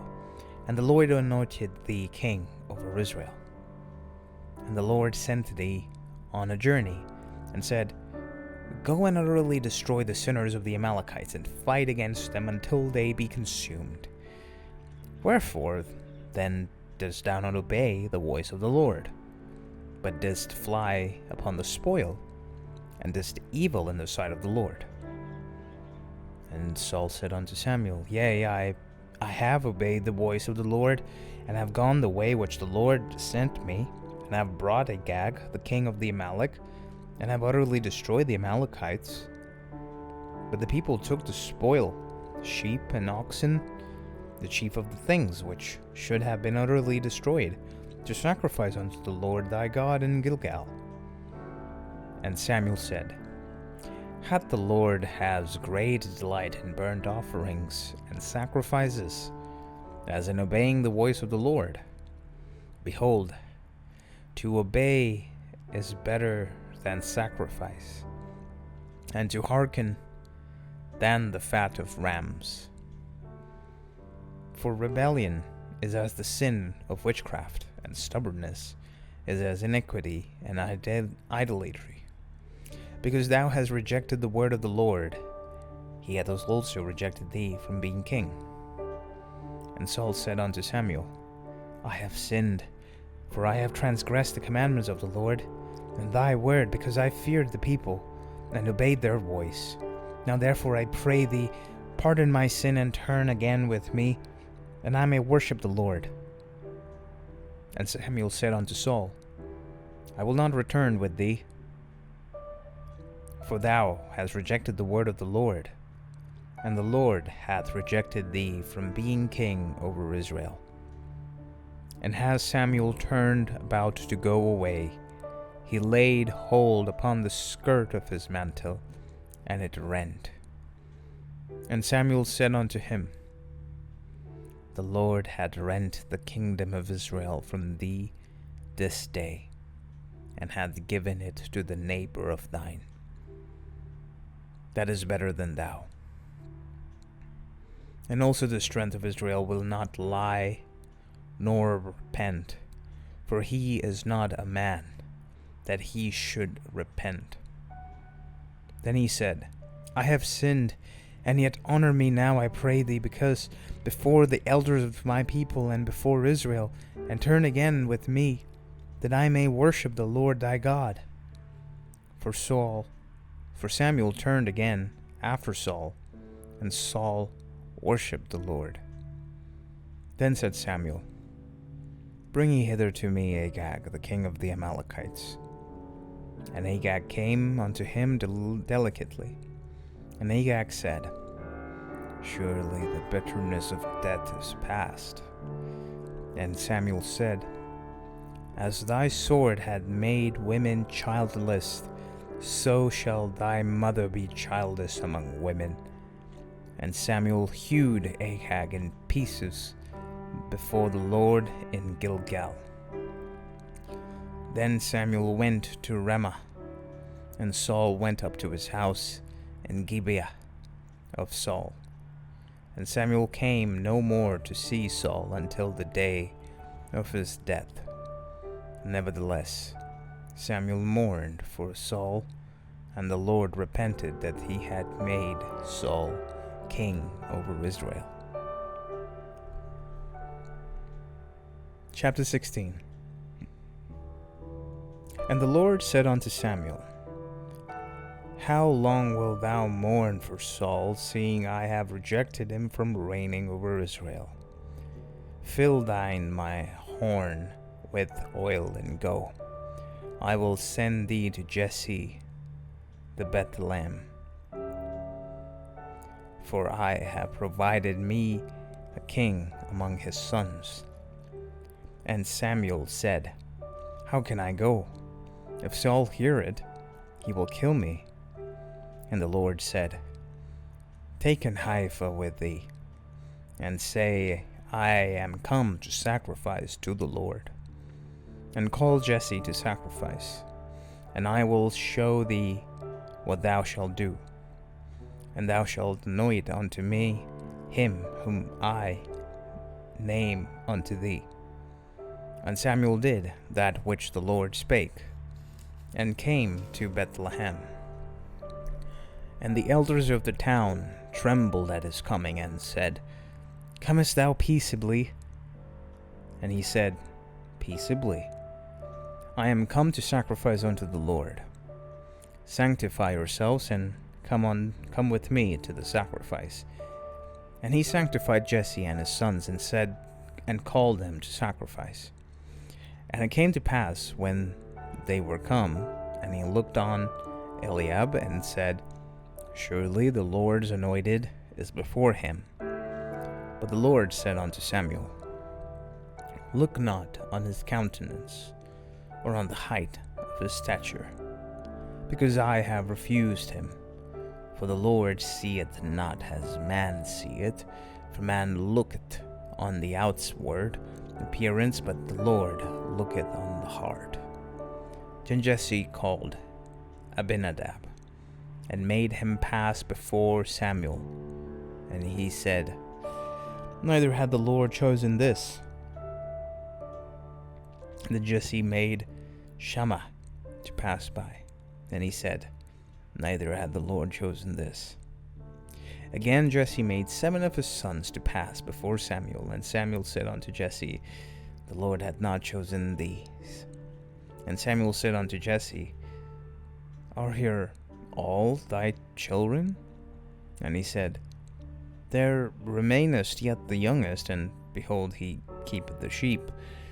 And Samuel said unto Jesse, Send and fetch him, for we will not sit down till he come hither. And he sent and brought him in. Now he was ruddy, and withal of a beautiful countenance, and goodly to look to. And the Lord said, Arise, anoint him, for this is he. Then Samuel took the horn of oil, and anointed him in the midst of the brethren.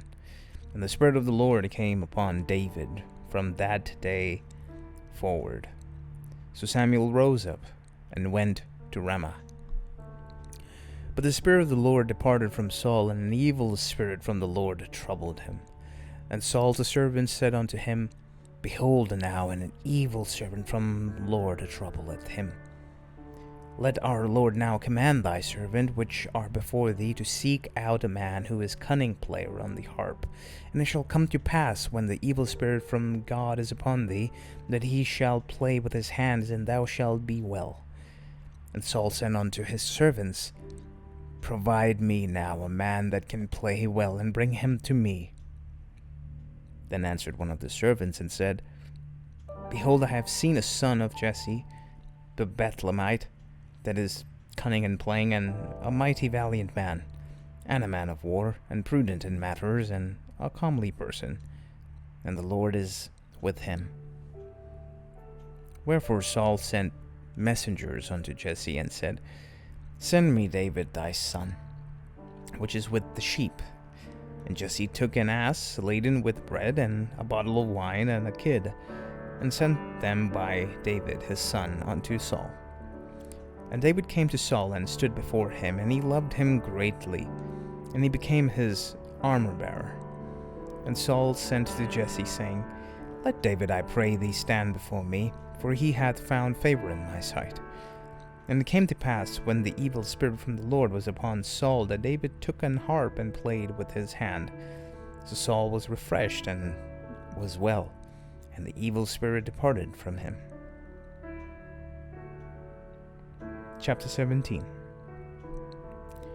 And the Philistines gathered in together their armies to battle, and were gathered together at Shoka, which belongeth to Judah, and pitcheth between Shoko and Azekah in Esphadam. And Saul and the men of Israel were gathered together, and pitched by the valley of Elah, and set in battle in array against the Philistines. And the Philistines stood on the mountain on one side, and Israel stood on the mountain on the other side, and there was a valley between them. And there went out a champion out of the camp of the Philistines called Goliath of Gath, whose height was 6 cubits and a span. And he had an helmet of brass upon his head, and the weight of the coat was 5,000 shekels of brass. And he had greaves of brass upon his legs, and a target of brass between his shoulders. And the staff of his spear was like a weaver's beam, and his spear's head weighed 600 shekels of iron. And one bearing a shield went before him. And he stood and cried unto the armies of the Israelites, and said unto them, Why are ye come out to set your battle in array? Am not I a Philistine, and ye servants of Saul? Choose you a man for you, and let him come down to me. If he be able to fight with me, and kill me, then will we be your servants. But if I prevail against him and kill him, then shall he be our servants and serve us. And the Philistines said, I defy the armies of Israel this day. Give me a man, that we may fight together. Then Saul and all Israel heard these words of the Philistine. They were dismayed and greatly afraid. Now David was the son of the Ephrathite of Bethlehem, Judah, whose name was Jesse, and he had 8 sons, and the men were among men, for an old man in the days of Saul. And the 3 eldest sons of Jesse's went and followed Saul to the battle. And the names of his 3 sons that went to the battle were Eliab the firstborn, and the next unto him Abinadab, and the third Shammah. And David was the youngest, and the 3 eldest followed Saul. But David went and returned from Saul to feed his father's sheep at Bethlehem. And the Philistines drew near morning and evening, and presented himself 40 days. And Jesse said unto David his son, Take now for thy brethren an ephah of this parched corn, and these 10 loaves, and run the camp of thy brethren. And carry these 10 cheeses into the captain of their 1,000, and look how thy brethren fare, and take their pledge. Now Saul and they, and all the men of Israel, were in the valley of Elah, fighting with the Philistines. And David rose up early in the morning, and left the sheep with a keeper, and took and went as Jesse had commanded him. And he came to the trench, as the host was going forth to the fight, and shouted for the battle. For Israel and the Philistines had put the battle in array, army against army. And David left his carriage in the hand of the keeper of the carriage, and ran into the army, and came and saluted his brethren. And as he talked with them, behold, there came up the champion, the Philistine of Gath, Goliath by name, out of the armies of the Philistines, and spake according to the same words, and David heard them. And all the men of Israel, when they saw the man, fled from him, and were sore afraid. And the men of Israel said, Have ye seen this man that is come up? Surely to defy Israel is he come up. And it shall be that the man who killeth him, the king will enrich him with great riches, and will give him his daughter, and make his father's house free in Israel. And David spake to the man that stood by him, saying, What shall be done unto the man that killeth this Philistines, and taketh away the reproach from Israel? For who is this uncircumcised Philistine, that he should defy the armies of the living God? And the people answered him after this manner, saying, So shall it be done to the man that killeth him. And Eliab his eldest brother heard when he spake unto the men, and Eliab's anger was kindled against David. And he said, Why camest thou down hither? And with whom hast thou left those few sheep in the wilderness? I know thy pride and the naughtiness of thine heart, for thou art come down that thou mightest see the battle. And David said, What have I not done? Is there not a cause? And he turned from him towards another, and spake after the same manner, and the people answered him again after the former manner.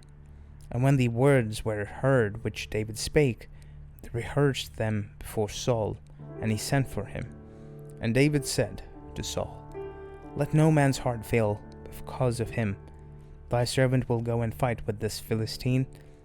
And Saul said to David, Thou art not able to go against this Philistine to fight with him, for thou art but a youth, and he is a man of war from his youth. And David said unto Saul, Thy servant keep his father's sheep. And there came a lion and a bear, and took a lamb out of the flock. And I went out after him, and smote him, and delivered it out of his mouth. And when he rose against me, I caught him by his beard, and smote him, and slew him. Thy servant slew both the lion and the bear, and this uncircumcised Philistine shall be one of them, seeing he hath defied the armies of the living God.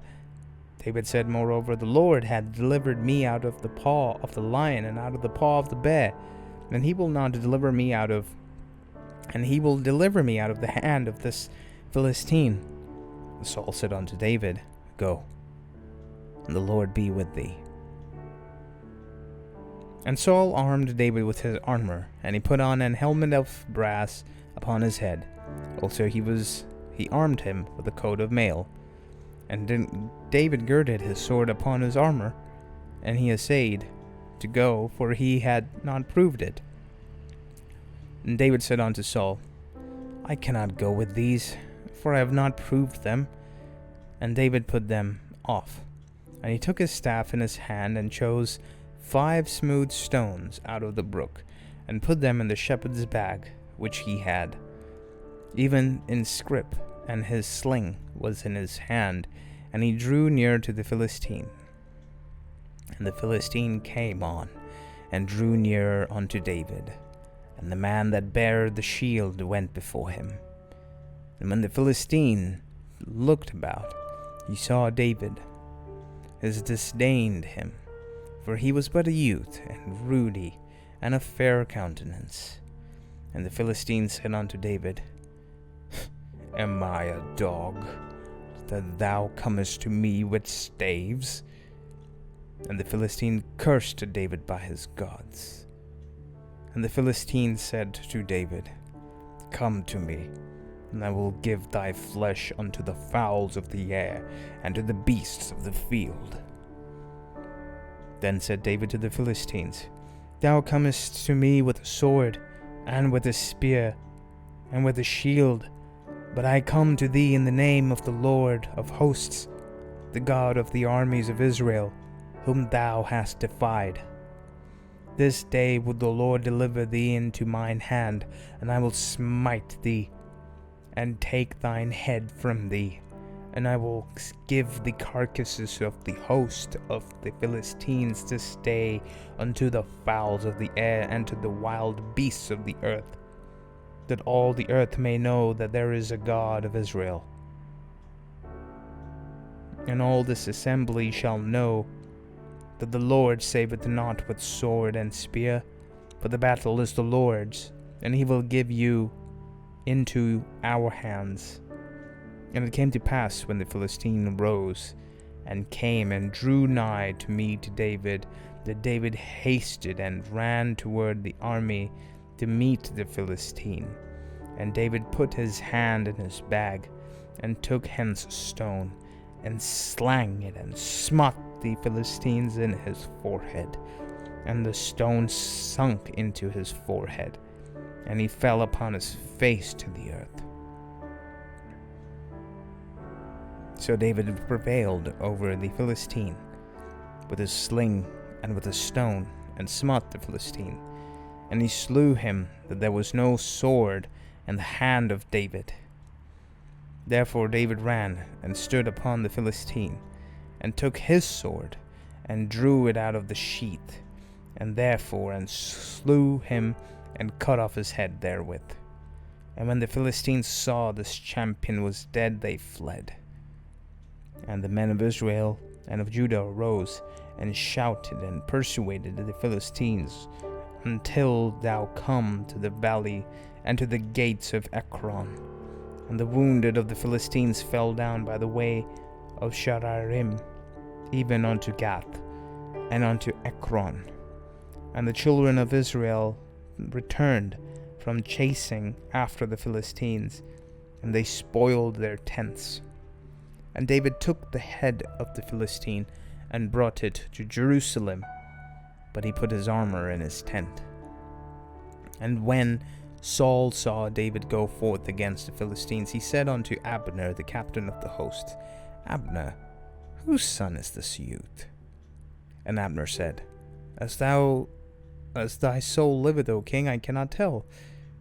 And the king said, Enquire thou whose son the stripling is.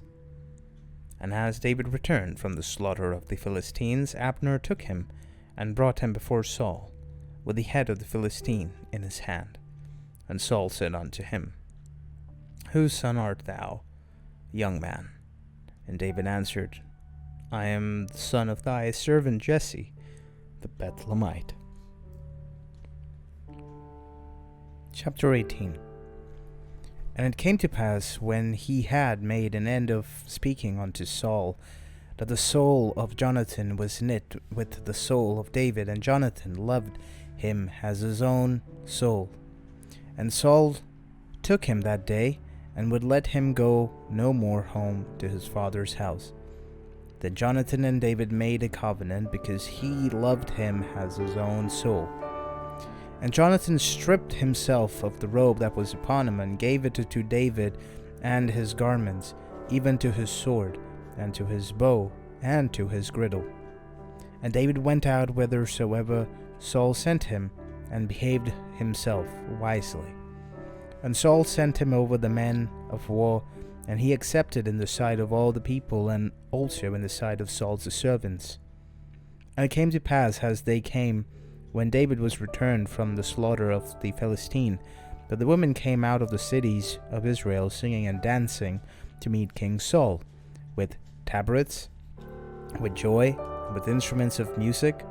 And the women answered one another as they played, and said, Saul had slain thousands, and David his 10,000s.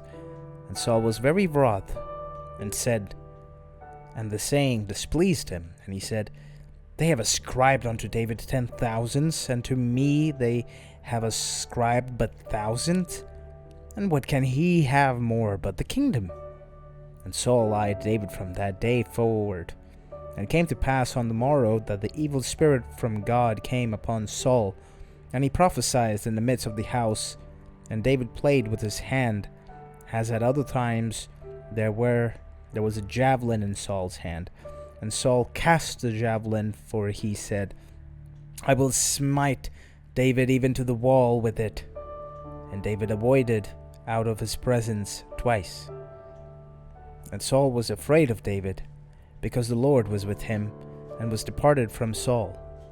Therefore Saul removed him from him, and made him his captain over 1,000. And he went out and came in before the people. And David behaved himself wisely in all his ways, and the Lord was with him. Wherefore when Saul saw that he behaved himself very wisely, he was afraid of him. But all Israel and Judah loved David, because he went out and came in before them. And Saul said to David, Behold my elder daughter, Merab. Her will I give thee to wife. Only be thou valiant for me, and fight the Lord's battles. For Saul said, Let not mine hand be upon him, but let the hand of the Philistines be upon him. And David said unto Saul, Who am I, and what is my life, or my father's family in Israel, that I should be son-in-law to the king? And it came to pass, at the time when Merab, Saul's daughter, should have been given to David, that she was given unto Adriel the Meholite to wife. And Michal, Saul's daughter, loved David. And they told this Saul, and the thing pleased him. And Saul said, I will give him her, that she may be a snare to him, and that the hand of the Philistines may be against him. Wherefore Saul said to David, Thou shalt this day be my son-in-law in the one of the twain. And the Saul commanded his servants, saying, Commune with David secretly, and say, Behold, the king hath delight in thee, and all the servants love thee. Now therefore be the king's son-in-law. And Saul's servants spake those words in the ears of David. And David said, Seemeth it to you a light thing to be a king's son-in-law, seeing that I am a poor man and lightly esteemed? And the servants of the Saul told him, saying, on this manner spake David. And Saul said, Thus shall he say to David, The king desireth not any dowry, but 100 foreskins of the Philistines to be avenged of the king's enemies. But Saul thought to make David fall by the hand of the Philistines. And when his servants told David these words, it pleased David well to be the king's son-in-law, and the days were not expired. Wherefore David arose, and went he and his men, and slew the Philistines 200 men. And David brought their foreskins, and they gave them in full tale to the king, that he might be the king's son-in-law. And Saul gave him Michal his daughter to wife. And Saul saw and knew that the Lord was with David, and that Michal, Saul's daughter, loved him. And Saul was yet the most afraid of David, and Saul became David's enemy continually. Then the princes of the Philistines went forth, and it came to pass after they went forth, that David behaved himself more wisely than all the servants of Saul, so that his name was much set by. Chapter 19. And Saul spake to Jonathan his son, and to all his servants, that they should kill David. But Jonathan's sons, Saul's sons, delighted much in David. And Jonathan told David, saying, Saul my father seeketh to kill thee. Now therefore I pray thee, take heed to thyself until the morning, and abide in a secret place, and hide thyself. And I will go out and stand beside my father in the field where thou art, and I will commune with my father of thee, and what I see, that I will tell thee. And Jonathan spake good of David unto Saul his father, and said unto him, Let not the king sin against his servant, against David, because he hath not sinned against thee, because his work hath been to the word very good. For he did put his life to his hand, and slew the Philistine, and the Lord wrought a great salvation for all Israel that sawest it. And it is rejoiced wherefore then wilt thou sin against innocent blood, to slay David without a cause? And Saul hearkened unto the voice of Jonathan, and Saul sware, As the Lord liveth, he shall not be slain. And Jonathan called David. Jonathan showed him all those things. And Jonathan brought David to Saul, and he was in the presence as in the past times. And there was a war again, and David went out and fought with the Philistines, and slew them with a great slaughter, and they fled from him. And the evil spirit from the Lord was upon Saul, as he sat in the house with his javelin in his hand, and David played with his hand. And Saul sought to smite David, even to the wall with the javelin, but he slipped away out of Saul's presence, and he smote the javelin into the wall, and David fled and escaped that night.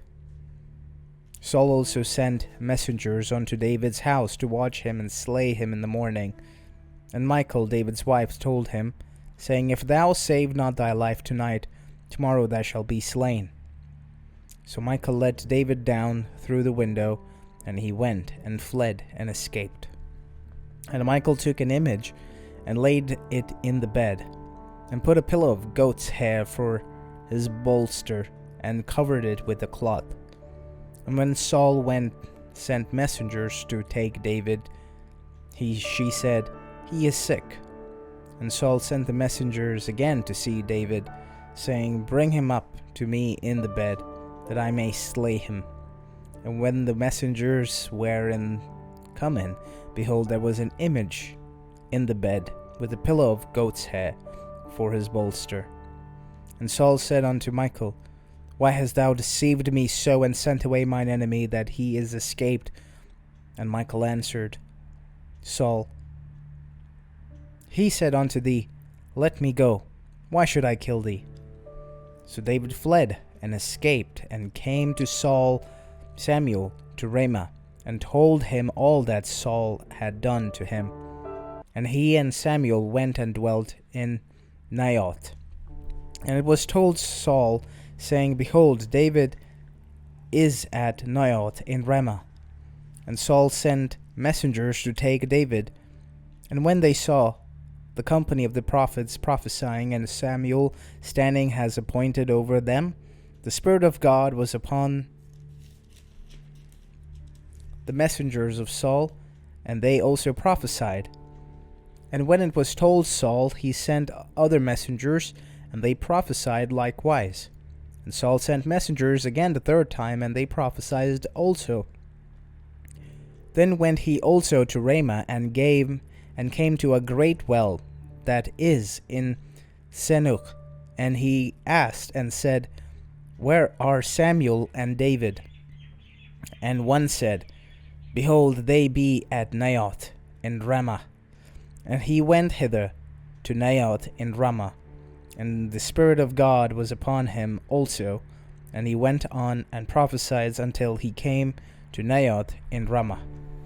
And he stripped off his clothes also, and prophesied before Samuel in like manner, and lay down naked all that day and all that night. Wherefore they say, Is Saul also among the prophets? Chapter 20. And David fled from Naioth in Ramah, and came and said before Jonathan, What have I done? What is mine iniquity? What is my sin before thy father, that he seeketh my life? And he said unto him, God forbid, thou shalt not die. Behold, my father will do nothing either great or small, but that he will show it me. And why should my father hide this thing from me? Is it not so? And David sware moreover, and said, Thy father certainly knoweth that I found grace in thine eyes. And he saith, Let not Jonathan know this, lest he be grieved. But truly as the Lord liveth, and as thy soul liveth, there is but a step between me and death. Then said Jonathan unto David, Whatsoever thy soul desireth, I will even do it for thee. And David said unto Jonathan, Behold, tomorrow is the new moon, and I should not fail to sit with the king at meat.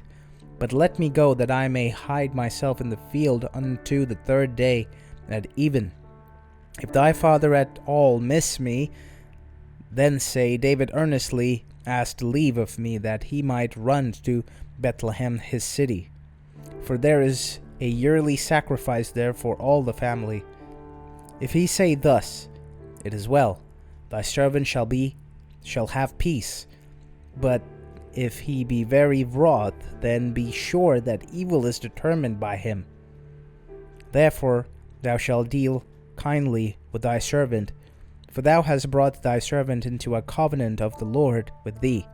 And notwithstanding, if there be in me iniquity, slay me thyself, for why shouldest thou bring me to thy father? And Jonathan said, Far be it from thee. For if I knew certainly that evil was determined by my father to come upon thee, then would I tell it thee. Then said David to Jonathan, Who shall tell me? Or what if thy father answer thee roughly? And Jonathan said unto David, Come, let us go into the field. And they went, both of them, into the field. And Jonathan said unto David, O Lord, God of Israel, when I have sounded my father about tomorrow any time, or the third day, and behold, if there be good toward David, and I then send not unto thee, and show it thee, the Lord do so much more to Jonathan. But if it please my father to do thee evil, then I will show it thee, and send thee away. that thou mayest go in peace, and the Lord be with thee, as he hath been with my father. And thou shalt not only while yet I live show me the kindness of the Lord, that I die not, but also thou shalt not cut off thy kindness from my house for ever. No, not when the Lord had cut off the enemies of David, every one from the face of the earth. So Jonathan made a covenant with the house of David, saying, Let the Lord even require it at the hand of David's enemies. And Jonathan caused David to swear again, because he loved him, for he loved him as he loved his own soul. Then Jonathan said to David, Tomorrow is the new moon, and thou shalt be missed, because thy seat will be empty. And when thou hast stayed 3 days, then thou shalt go down quickly, and come to the place where thou didst hide thyself when the business was in hand, and shalt remain by the stone Ezel. And I will shoot 3 arrows in the side thereof, as though I shot at a mark. And behold, I will send a lad, saying, Go, find the arrows. If I expressly say unto the lad, Behold, the arrows are on this side of thee, take them, and then thou come. For there is a peace to thee, and no hurt, as the Lord liveth. But if I say thus unto the young man, Behold, the arrows are beyond thee, go thy way, for the Lord hath sent thee away. And as touching the matter which thou and I have spoken of, behold, the Lord be between thee and me forever. So David hid himself in the field, and when the new moon was come, the king sat him down to eat meal. And the king sat upon his seat, as other times, even upon a seat by the wall. And Jonathan arose, and Abner sat by Saul's side, and David's place was empty. Nevertheless, Saul spake not anything that day, for he thought something had befallen him. He is not clean, surely he is not clean. And it came to pass on the morrow, which was the 2nd day of the month, that David's place was empty. And Saul said unto Jonathan his son, Wherefore cometh not the son of Jesse to meat, neither yesterday nor today? And Jonathan then answered Saul, David earnestly asked leave of me to go to Bethlehem. And he said, Let me go, I pray thee, for my family hath a sacrifice in the city, and my brother, he hath commanded me to be there. And now if I found favor in thine eyes, let me get away, I pray thee, and see my brethren. Wherefore he cometh not unto the king's table. Then Saul's anger was kindled against Jonathan, and he said unto him, Thou son of the perverse, rebellious woman, do not I know that thou hast chosen the son of Jesse to thine own confusion, and unto the confusion of thy mother's nakedness? For as long as the son of Jesse liveth upon the ground, thou shalt not be established, nor thy kingdom. Wherefore now send and fetch him unto me, for he shall surely die. And Jonathan answered Saul his father, and said unto him, Wherefore shall he be slain? What hath he done? And Saul cast a javelin at him to smite him, whereby Jonathan knew that it was determined of his father to slay David. So Jonathan arose from the table in fierce anger, and did eat no meat the 2nd day of the month, for he was grieved for David, because his father had done him shame. And it came to pass in the morning that Jonathan went out into the field at the time appointed with David, and a little lad with him. And he said unto his lad, Run, find out now the arrows which I shoot. And as the lad ran, he shot an arrow beyond him. And when the lad was come to the place of the arrow which Jonathan had shot, Jonathan cried after the lad, and said, Is not the arrow beyond thee? And Jonathan cried after the lad, Make speed, haste, stay not. And Jonathan had Jonathan's lad gathered up the arrows and came to his master. But the lad knew not anything, only Jonathan and David knew the matter. And Jonathan gave his artilleries unto his lad, and said unto him, Go carry them to the city. And as soon as the lad was gone, David arose out of a place toward the south, and fell on his face to the ground, and bowed himself 3 times. And they kissed one another, and wept with one another, until David exceeded. And Jonathan said to David, Go in peace, for as much as we have sworn both of us in the name of the Lord, saying, The Lord be between me and thee, and between my seed and thy seed forever. And he arose and departed, and Jonathan went into the city. Chapter 21. Then came David to Nob, and Ahimelech the priest, and Ahimelech was afraid at the meeting of David, and said unto him, Why art thou alone, and no man with thee? And David said unto Ahimelech the priest, The king had commanded me a business, and hath said unto me, Let no man know anything of the business whereabout I send thee, and what I have commanded thee. And I have appointed my servants to send to such and such a place. Now, therefore, what is under thine hand? Give me 5 loaves of bread in mine hand, and what there is present. And the priest answered David, and said, There is no common bread under mine hand, but there is a hallowed bread, if the young men have kept themselves at least from women. And David answered the priest, and said unto him, Of a truth women have been kept from us about these 3 days since I came out, and the vessels of the young men are holy, and the bread is in a manner common, yea, though it were sanctified this day in the vessel. So the priest gave him hallowed bread. For there was no bread there but the shrewd bread that was taken from before the Lord, to put hot bread in the day when it was taken away. Now a certain man of the servants of Saul was there that day, detained before the Lord, and his name was Doeg, an Edomite, the chiefest of the herdmen that belonged to Saul. And David said unto Ahimelech, And is there not here under thine hand spear or sword? For I have neither brought my sword, nor any weapons, or my weapons with me, because the king's business required haste. And the priest said, The sword of Goliath the Philistine, whom thou slewest in the valley of Elah, behold, it is here wrapped in a cloth behind the ephod. If thou wilt take that, take it. If there is no other save that here. And David said, There is none like that. Give it me.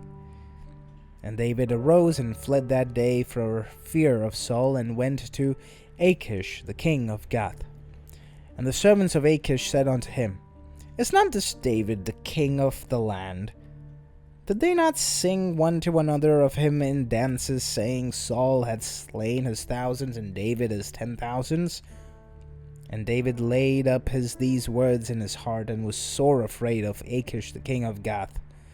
And he changed his behavior before them, and feigned himself mad in their hands, and scrabbled at the doors of the gates, and let his spittle fall down upon his beard. Then said Achish unto his servants, Lo, he see the man is mad. Wherefore then have ye brought him to me?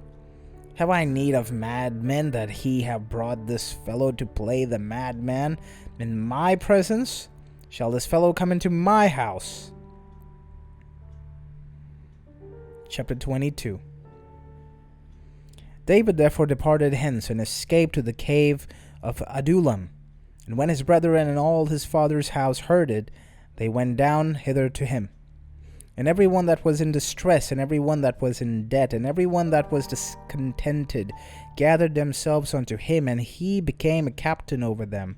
And there were with him about 400 men, and David went hence to Mizpeh of Moab.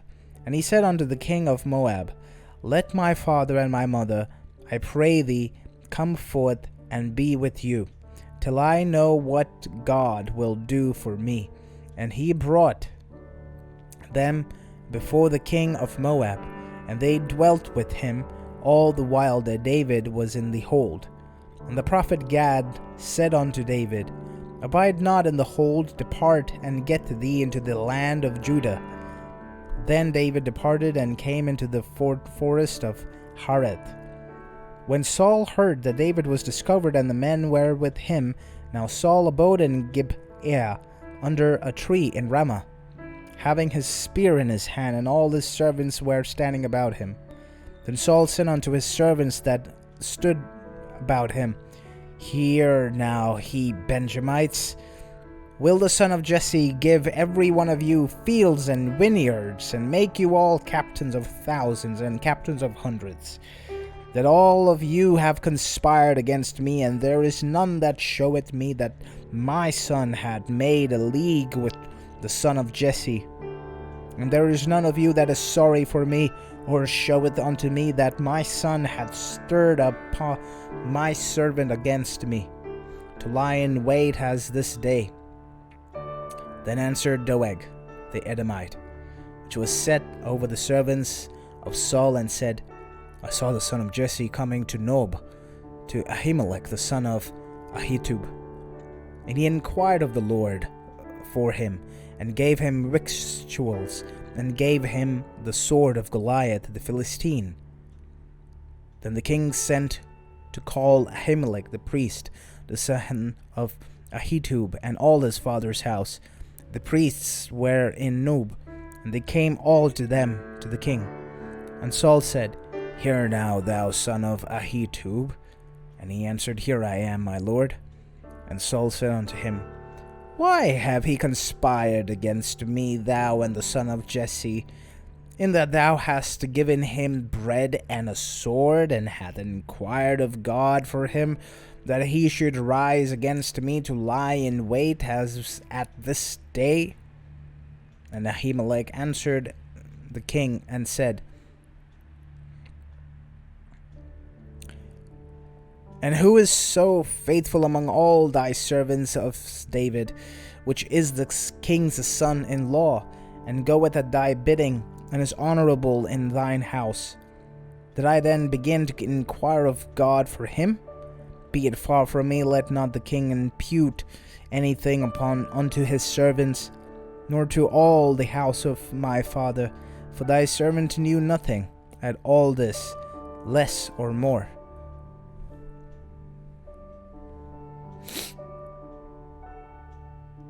And the king said, Thou shalt surely die, Ahimelech, thou and thy father's house. And the king said unto the footmen that stood about him, Turn and slay the priests of the Lord, because their hands also is with David, and because they knew when he fled, and did not show it to me. But the servants of the king would not put forth their hand to fall upon the priests of the Lord. And the king said to Doeg, Turn thou and fall upon the priests. And Doeg the Edomite turned and fell upon the priests, and slew on that day 75 persons that did wear a linen ephod. And Noob the city of the priests smote he with the edge of the sword, both men and women, children and sucklings, and oxen and asses and sheep with the edge of the sword. And one of the sons of Ahimelech, the son of Ahitub, named Abiathar, escaped and fled after David. And Abiathar showed David that Saul had slain the Lord's priests. And David said unto Abiathar, I knew it that day, when Doeg the Edomite was there, that he would surely tell Saul, I have occasioned the death of all the persons of thy father's house. Abide thou with me, fear not, for he that seeketh my life seeketh thy life. But with me thou shalt be in safeguard. Chapter 23. Then they told David, saying, Behold, the Philistines fight against Keilah, and they rob the threshing floors. Therefore David inquired of the Lord, saying, Shall I go and smite these Philistines? And the Lord said unto David, Go and smite the Philistines, and save Keilah. And David's men said unto him, Behold, we be afraid here in Judah. How much more then if we come to Keilah against the armies of the Philistines? Then David inquired of the Lord yet again. And the Lord answered him and said, Arise, go down to Keilah, for I will deliver the Philistines into thine hand. So David and his men went to Keilah and fought with the Philistines, and brought away their cattle, and smote them with great slaughter. So David saved the inhabitants of Keilah. And it came to pass, when Abiathar, the son of Abimelech, fled to David to Keilah, that he came down with an ephod in his hand. And it was told Saul that David was come to Keilah.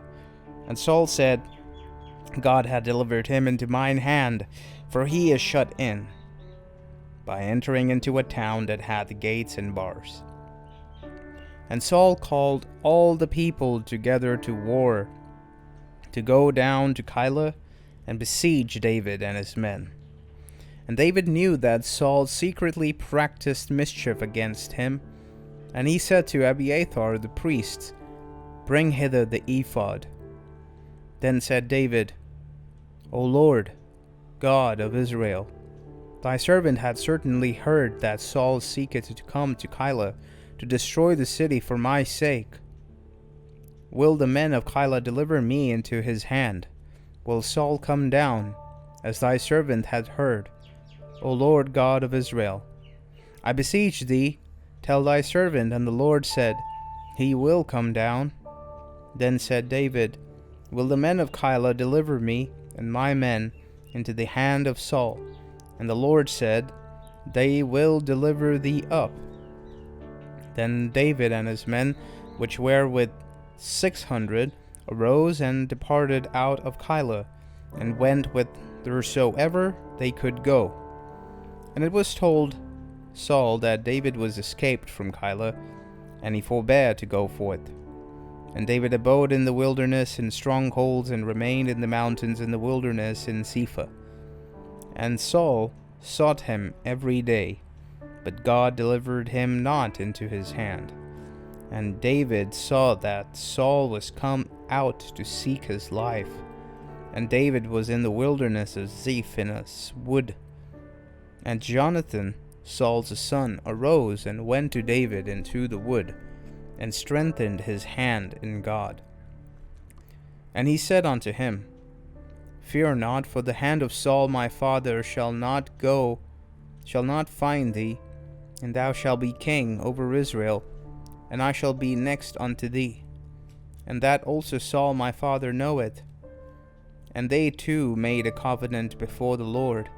And David abode in the wood, and Jonathan went to his house. Then came the Zephonites to Saul, to Geba, saying, Doth not David hid himself with us in strongholds in the wood, in the hill of Achilah, which is on the south of Beshimon? Now therefore, O king, come down according to all the desire of thy soul to come down, and our part shall be to deliver him into the king's hands. Then Saul said, Blessed be he of the Lord, for he have compassion on me. Go, I pray you, prepare yet, and know and see his place, where his haunt is, and who hath seen him there, for it is told me that he dealeth very subtlety. See therefore, and take knowledge of all the lurking places where he hideth himself, and come he again to me with the certainty, and I will go with you. And it shall come to pass, if he be in the land, that I will search him out through all the thousands of Judah. And they arose and went to Ziph before Saul. But David, his men, were in the wilderness of Maon, in the plain of the south of Jeshimon. Saul also and his men went to seek him, and they told David wherefore he came down into a rock, and abode in the wilderness of Ammon. And when Saul heard that, he pursued after David in the wilderness of Ammon. And Saul went on this side of the mountain, and David and his men on that side of the mountain. And David made haste to get away for fear of Saul. For Saul and his men compassed David and his men round about to take them. For there came a messenger unto Saul, saying, Haste thee, and come, for the Philistines have invaded the land. Wherefore Saul returned from pursuing after David, and went against the Philistines. Therefore they called that place Selah Hamalekot.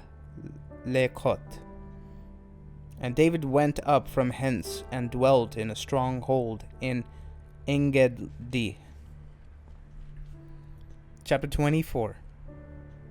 And it came to pass, when Saul was returned from following the Philistines, that it was told him, saying, Behold, David is in the wilderness of Engedi. Then Saul took 3,000 chosen men out of all Israel, and went to seek David and his men upon the rocks of the wild goats.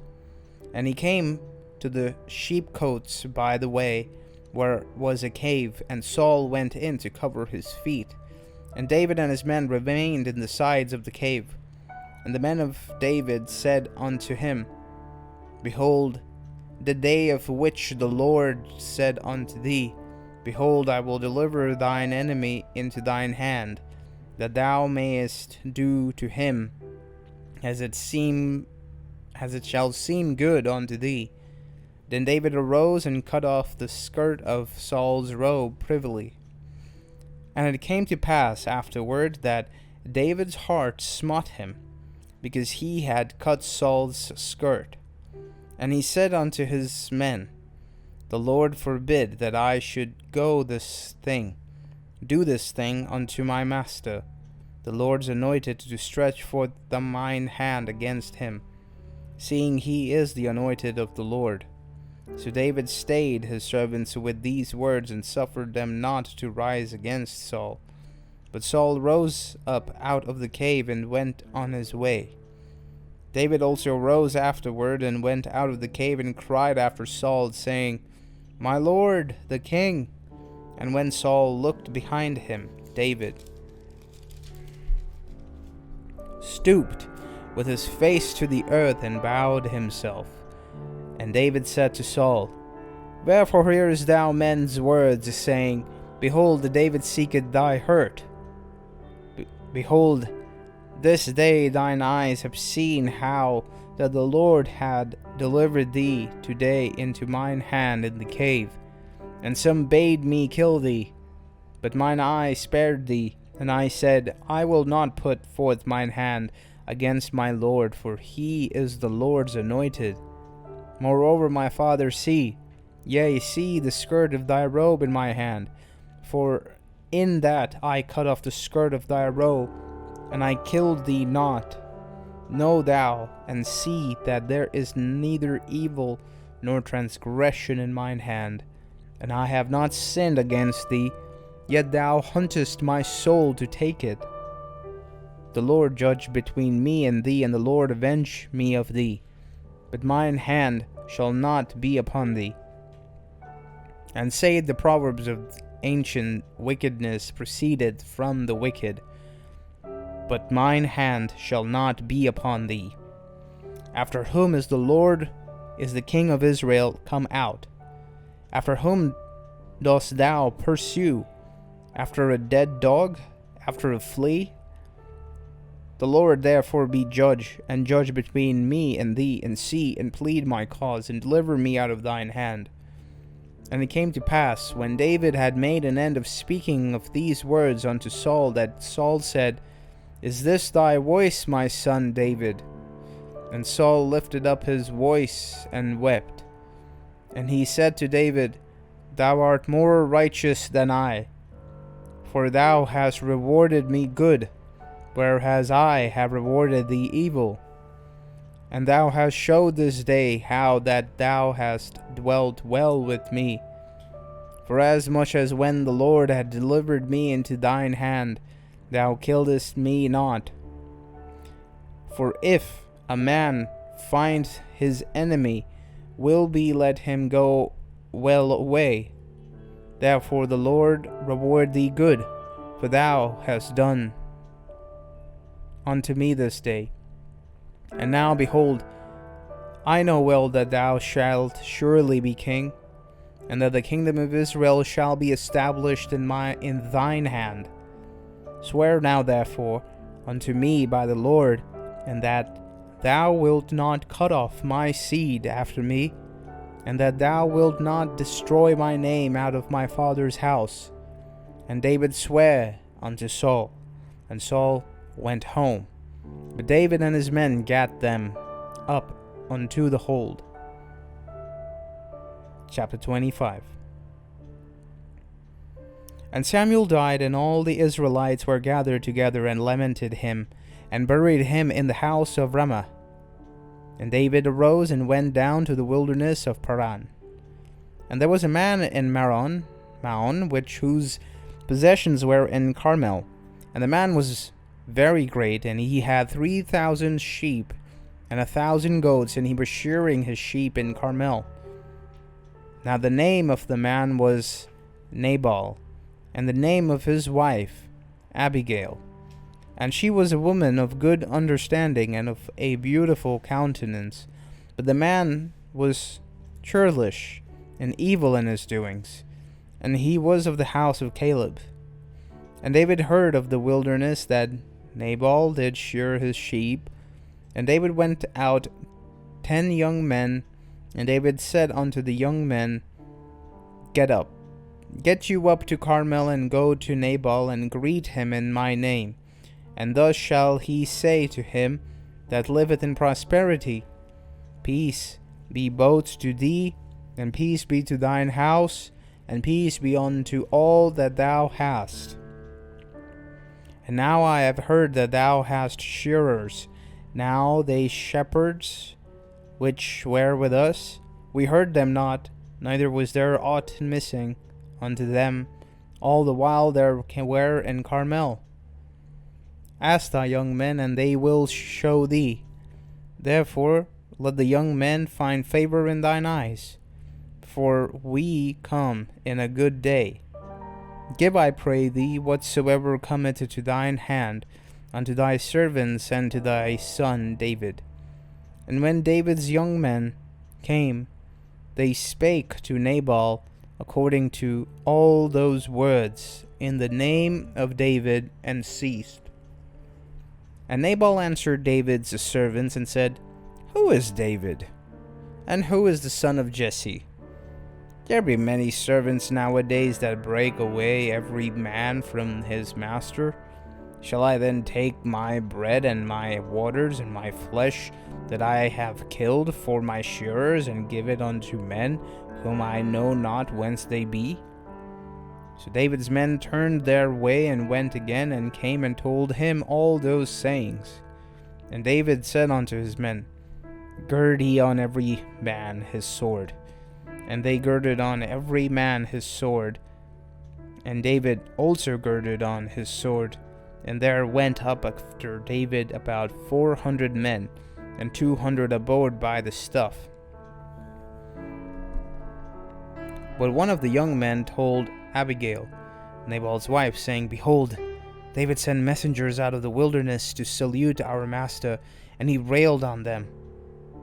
But the men were very good unto us, and we were not hurt, neither missed we anything, as long as we were conversant with them. When we were in the fields, they were a wall unto us both by night and day, all the while we were with them keeping the sheep. Now therefore know and consider that thou wilt do, for evil is determined against my master, and against all his household, for he is such a son of Belial, that a man cannot speak to him. Then Abigail made haste, and took 200 loaves, and 2 bottles of wine, and 5 sheep ready dressed, and 5 measures of parched corn, and 100 clusters of raisins, and 200 cakes of figs, and laid them on asses. And she said unto her servants, Go on before me, before I come after you. But she told not her husband Nabal. But it was so, as she rode on the ass, that she came by the covert of the hill, and behold, David and his men came down against her, and she met them. Now David had said, Surely in vain have I kept all that this fellow hath in the wilderness, so that nothing was missed of all that pertained unto him, and he had requited me evil for good.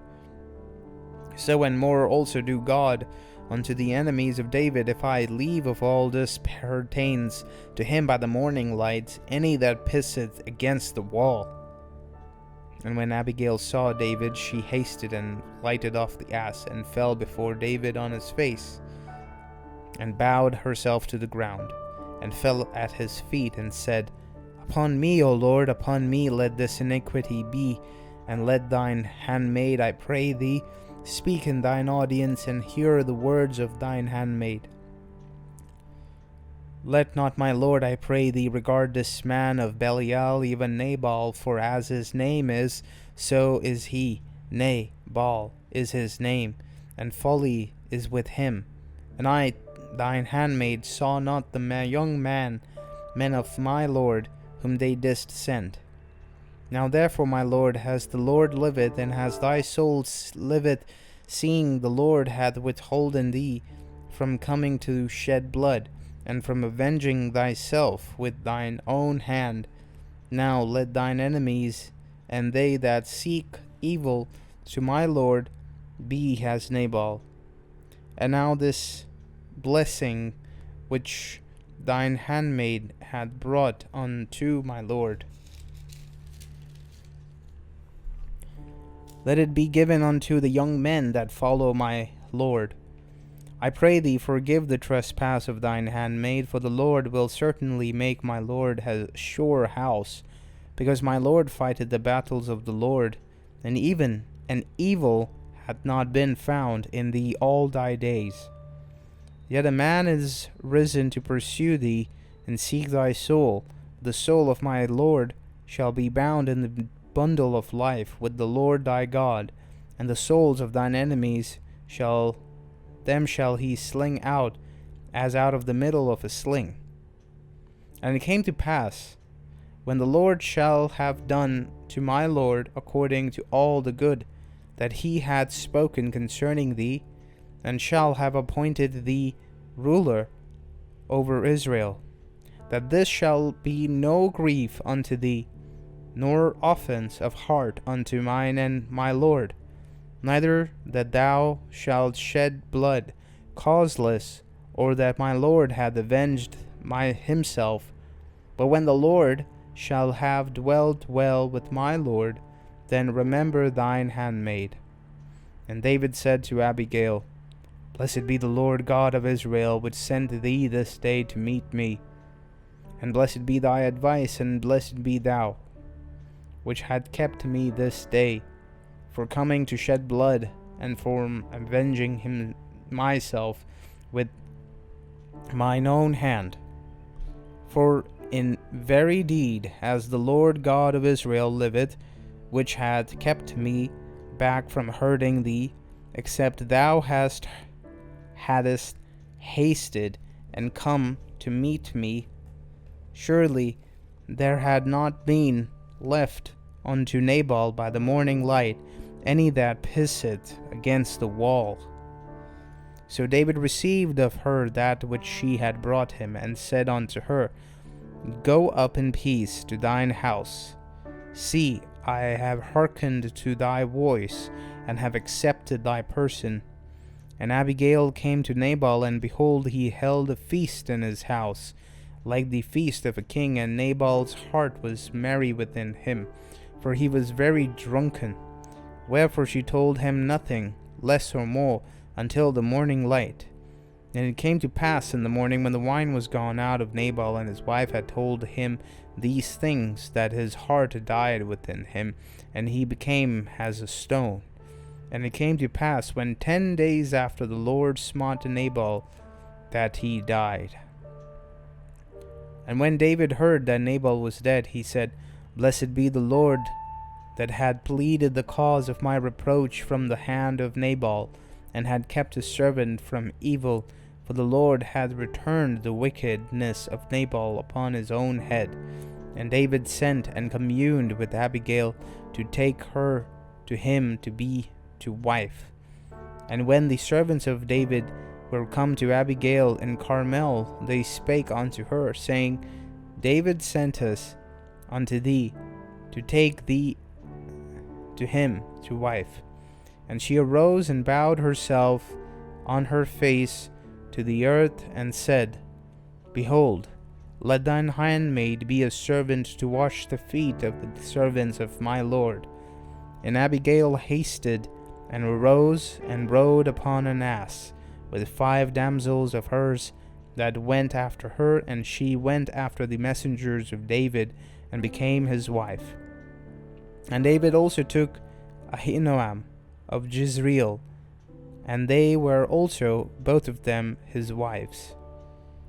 But Saul had given Michal his daughter, David's wife, to Phalti the son of Laish, which was of Galim.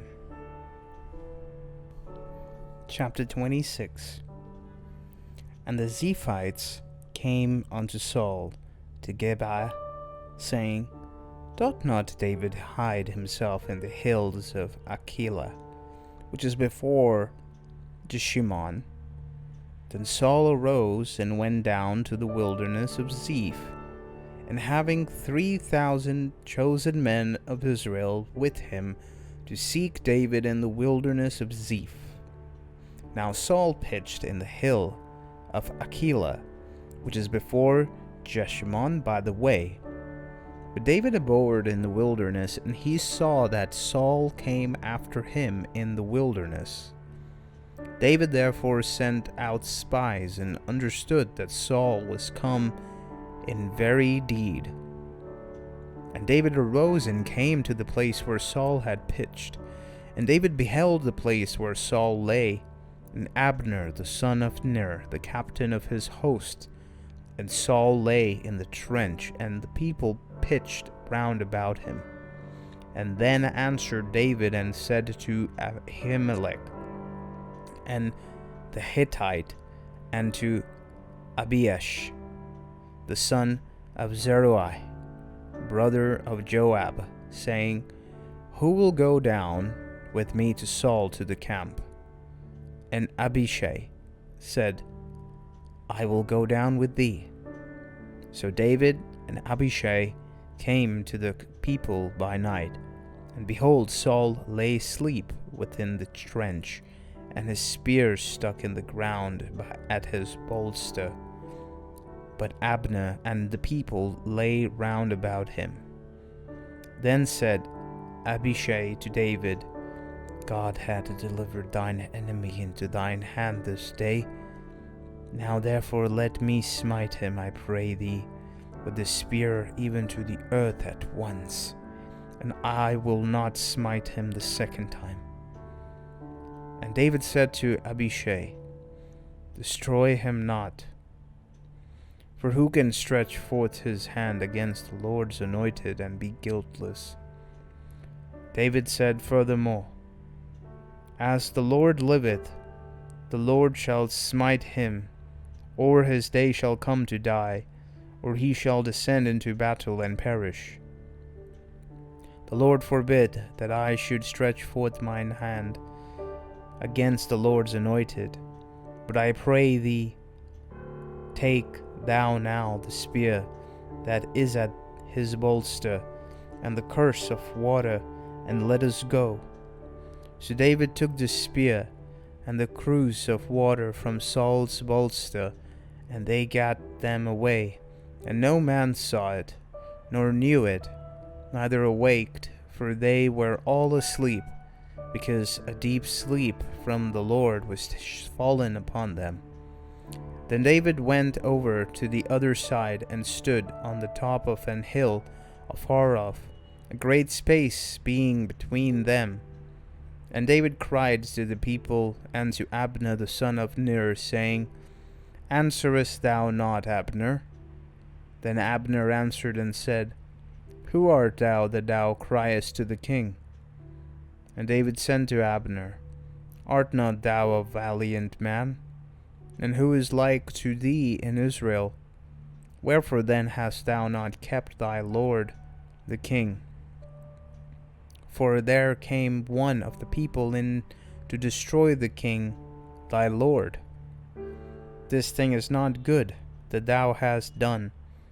As the Lord liveth, he are worthy to die, because he have not kept your master, the Lord's anointed. And now see where the king's spear is, and the cruse of water that was at his bolster. And Saul knew David's voice, and said, Is this thy voice, my son David? And David said, It is my voice, my lord, O king. And he said, Wherefore doth my lord thou pursue after his servant? For what have I done? Or what evil is in mine hand? Now therefore I pray thee, let my lord the king hear the words of his servant.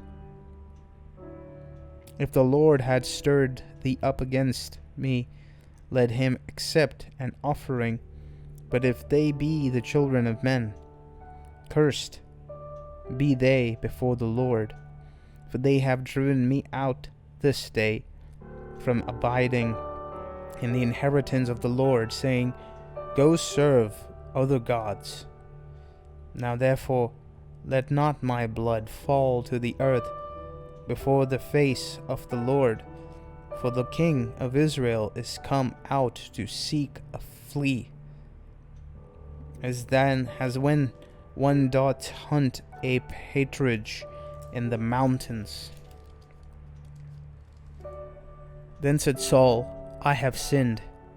Return, my son David, for I will no more do thee harm, because my soul was precious in thine eyes this day. Behold, I have played the fool, and have erred exceedingly. And David answered and said, Behold the king's spear, and let one of the young men come over and fetch it. The Lord render to every man his righteousness and his faithfulness, for the Lord delivered thee into mine hand today. But I would not stretch forth mine hand against the Lord's anointed. And behold, as thy life was much set by this day in my eyes, so let my life be much set by in the eyes of the Lord, and let him deliver me out of all tribulation. Then Saul said to David, Blessed be thou, my son David. Thou shalt both do great things, and also shalt thou still prevail. So David went on his way, and Saul returned to his place. Chapter 27. And Saul said in his heart, and David said in his heart, I shall now perish one day by the hand of Saul. There is nothing better for me than that I should speedily escape into the land of the Philistines, and Saul shall despair of me to seek me any more in any coast of Israel. So shall I escape out of his hand. And David arose, and he passed over with the 600 men that were with him in Achish, the son of Maoch, the king of Gath. And David dwelt with Achish at Gath, he and his men, every man with his household, even David with his 2 wives, Ahinoam the Jezreelitess, and Abigail the Carmelitess, Nabal's wife. And it was told David that David was fled to Gath, and he sought no more again for him. And David said unto Achish, If I have now found grace in thine eyes, let them give me a place in some town in the country, that I may dwell there, for why should thy servant dwell in the royal city with thee? Then Achish gave him Ziklag that day. Therefore Ziklag pertaineth unto the kings of Judah unto this day. And the time that David dwelt in this country of the Philistines was a full year and 4 months. And David and his men went up and invaded the Geshurites and the Girzites and the Amalekites, for those nations were of old the inhabitants of the land, as thou goest to Shur, even unto the land of Egypt. And David smote the land, and left neither man nor woman alive, and took away the sheep and the oxen, and the asses, and the camels, and the apparel, and turned and came to Achish. And Achish said, Whether have he made a road today? And David said, Against the south of Judah, and against the south of Jerahmeelites, against the south of Canaanites. And David saved neither man nor woman to bring tidings to God, saying, Lest they should tell on us, saying, So did David, and so will be his manner. And all the while he dwelleth in the country of the Philistines. And Achish believed David, saying, He had made his people Israel utterly to abhor him. Therefore he shall be my servant forever. Chapter 28. And it came to pass in those days that the Philistines gathered their armies together for warfare, to fight with Israel. And Achish said unto David, Know thou assuredly that thou shalt go out with me to battle, thou and thy men. And David said to Achish, Surely thou shalt know what thy servant can do. And Achish said to David, Therefore will I make thee keeper of mine head forever. Now Samuel was dead, and all Israel had lamented him, and buried him in Ramah, even in his own city. And Saul had put away those that had familiar spirits, and the wizards out of the land. And the Philistines gathered themselves together, and came and pitched in Shunem. And Saul gathered all Israel together, and they pitched in Gilboa. And when Saul saw the host of the Philistines, he was afraid, and his heart greatly trembled. And when Saul inquired of the Lord answered him not, neither by dreams, nor by Urim, nor by prophets. Then said Saul unto his servants, Seek me a woman that hath a familiar spirit, that I may go to her and inquire of her. And the servant said to him, Behold, there is a woman that hath a familiar spirit in Endor. And Saul disguised himself, and put on other raiment. And he went, and 2 men with him. And they came to the woman by night, and he said, I pray thee, divine unto me by the familiar spirit, and bring me him up, whom I shall name unto thee. And the woman said unto him, Behold, thou knowest what Saul hath done, how he hath cut off those that have familiar spirits, and the wizards out of the land. Wherefore then layest thou a snare for my life, to cause me to die? And Saul sware to her by the Lord, and saying, As the Lord liveth, there shall no punishment happen to thee for this thing. Then said the woman, Whom shall I bring up unto thee? And he said, Bring me up Samuel. And when the woman saw Samuel, she cried with a loud voice. And the woman spake to Saul, saying, Why hast thou deceived me? For thou art Saul. And the king said unto her, Be not afraid. For what sawest thou? And the woman said unto Saul, I saw gods ascending out of the earth. And he said unto her, What form is he of? And he said, An old man cometh up, and he is covered with a mantle. And Saul perceived that it was Saul, and he stooped with his face to the ground and bowed himself. And Samuel said to Saul, Why hast thou disquieted me to bring me up? And Saul answered, I am sore distressed, for the Philistines make war against me, and God is departed from me, and answereth me no more, neither by prophet nor by dreams. Therefore I have called thee, that thou mayest make known unto me what I shall do. Then said Samuel, Wherefore then dost thou ask of me, seeing the Lord is departed from thee, and is become thine enemy? And the Lord hath done to me, to him, as he spake for me. For the Lord hath rent the kingdom out of thine hand, and given it to thy neighbor, even to David. Because thou obeyedest not the voice of the Lord, nor executest his fierce wrath upon Amalek. Therefore hath the Lord done this thing unto thee this day. Moreover, the Lord will also deliver Israel with thee into the hand of the Philistines. And tomorrow shall thy son be with me. The Lord also shall deliver the host of Israel into the hand of the Philistines. Then Saul fell straightway all along on the earth, and was sore afraid because of the words of Samuel.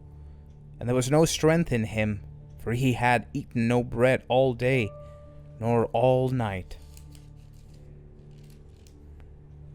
And the woman came unto Saul, and saw that he was sore troubled, and said unto him, Behold, thine handmaid had obeyed thy voice, and I have put my life in my hand, and had forsaken unto thy word which thou spakest unto me. Now therefore I pray thee, hearken thou unto the voice of thine handmaid, and let me set a morsel of bread before thee, and eat, that thou mayest have strength when thou goest on thy way. But he refused and said, I will not eat. But his servants, together with the woman, compelled him, and he hearkened unto their voice. So he arose from the earth and sat upon the bed. And the woman had a fat calf in the house, and she hasted and killed it, and took flour, and kneaded it, and did bake unleavened bread therefore. And she brought it before Saul and before his servants, and they did eat. Then they rose up and went away that night. Chapter 29. Now the Philistines gathered together all their armies to Aphek, and the Israelites pitched by a fountain which is in Jezreel. And the Lord of the Philistines passed on by 100 and by thousands. But David and his men passed on in the reward with Achish. Then said the princes of the Philistines, What do these Hebrews here? And Achish said unto the prince of the Philistines, Is not this David the servant of Saul the king of Israel, which had been with me these days or these years, and have found no fault in him, since he fell unto me unto this day? And the princes of the Philistines were wroth with him, and the princes of the Philistines said unto him, Make this fellow return, that he may go again to his place, which thou hast appointed him, and let him not go down with us to battle, lest in the battle he be an adversary to us. For wherewith should he reconcile himself unto his master? Should it not be the heads of these men? Is not this David, of whom they sang one to another in dances, saying, Saul slew his thousands, and David his 10,000s? Then Achish called to David, and said unto him, Surely as the Lord liveth, thou hast been upright, and thy going out and thy coming in with me in the host is good in my sight. For I have not found evil in thee since the day of thy coming unto me this day. Nevertheless, the Lord's favor thee not. Wherefore now return, and go in peace, that thou displease not the lords of the Philistines. And David said unto Achish, But what have I done? And what hast thou found in thy servant so long as I have been with thee unto this day, that I may not go fight against the enemies of my lord the king? And Achish answered and said to David, I know that thou art good in my sight, as an angel of God. Nonetheless, the princes of the Philistines have said, He shall not go up with us to the battle. Wherefore now rise up early in the morning with thy masters the servants that are come with thee, and as soon as he be up early in the morning and have light, depart. So David and his men rose up early to depart in the morning and return into the land of the Philistines. And the Philistines went up to Jezreel. Chapter 30. And it came to pass, when David and his men were come to Ziklag, on the third day, that the Amalekites had invaded the south, and Ziklag, and smitten Ziklag, and buried it with fire, and had taken the women captives that were therein. They slew not any, either great or small, but carried them away, and went on their way. So David and his men came to the city, and behold, it was burned and fired, and their wives and their sons and their daughters were all taken captives. Then David and the people that were with him lifted up their voice and wept until they had no more power to weep. And David's 2 wives were taken captives, Ahinoam the Jezreelitess, and Abigail the wife of Nabal the Carmelite. And David was greatly distressed, for the people spake of stoning him, because the soul of all the people was grieved, every man for his son and for his daughters. But David encouraged himself in the Lord his God. And David said to Abiathar the priest, and Ahimelech's sons, I pray thee, bring me hither the ephod. And Abiathar brought hither the ephod to David. And David inquired of the Lord, saying, Shall I pursue after this troop? Shall I overtake them? And he answered him, Pursue, for thou shalt surely overtake them, and without fail recover all. So David went, he and the 600 men that were with him, and came to the brook of Besor, where those that were left behind stayed. But David pursued, he and 400 men, for 200 abode behind, which were so faint that they could not go over the brook of Besor.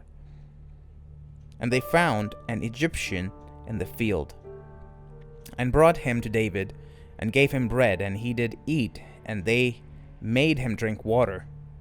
And they gave him a piece of cake of figs, and 2 clusters of raisins.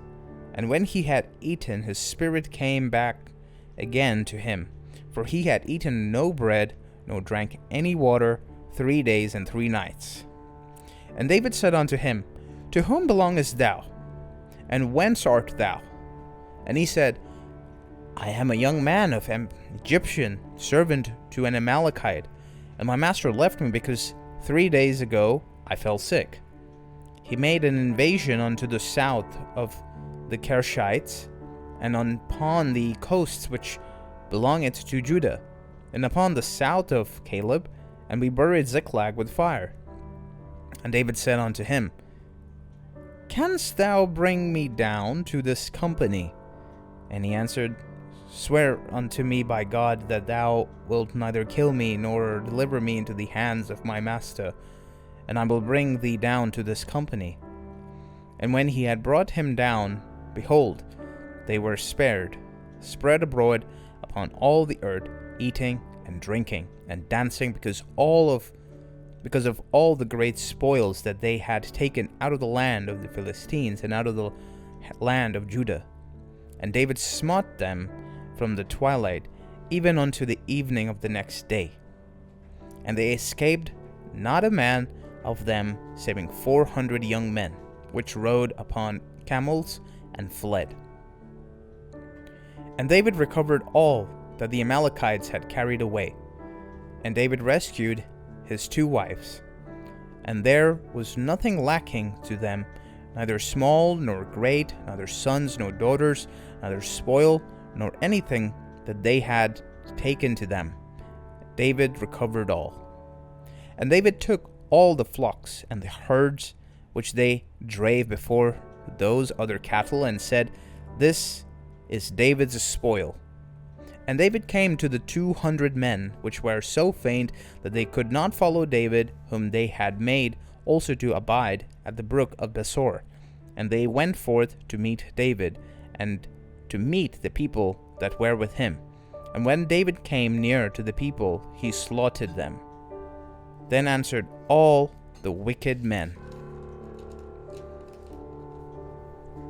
the men of Belial, of those that went with David, and said, Because they went not with us, we will not give them aught of the spoil that we have recovered, save to every man his wife and his children, that they may lead them away and depart. Then said David, Ye shall not do so, my brethren, with that which the Lord hath given us, who hath preserved us, and delivered the company that came against us into our hand. For who will hearken unto you in this matter? But as his part is that goeth down to the battle, so shall his part be that carrieth by the stuff. They shall part alike. And it was so from that day forward that he made it a statute and an ordinance for Israel unto this day. And when David came to Ziklag, he sent of the spoil unto the elders of Judah, even to his friends, saying, Behold, a present for you of the spoil of the enemies of the Lord, to them which were in Bethel, and to them which were in South Ramoth, and to them which were in Jatir, and to them which were in Aroer, and to them which were in Sephmoth, and to them which were in Eshtemoa, and to them which were in Rachel, and to them which were in the cities of the Jerahmeelites, and to them which were in the cities of the Canaanites, and to them which were in Hormah, and to them which were in Korashan, and to them which were in Atak, and to them which were in Hebron, and to all the places where David himself and his men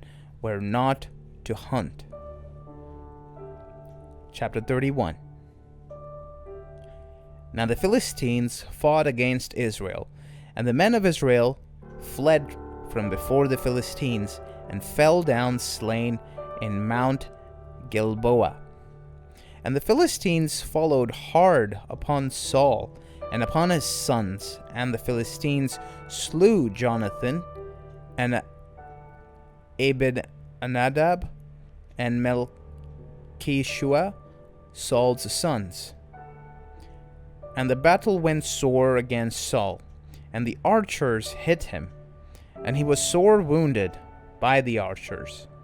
Then said Saul unto his armor-bearer, Draw thy sword, and thrust me through therewith, lest these uncircumcised come and thrust me through and abuse me. But his armor-bearer would not, for he was sore afraid.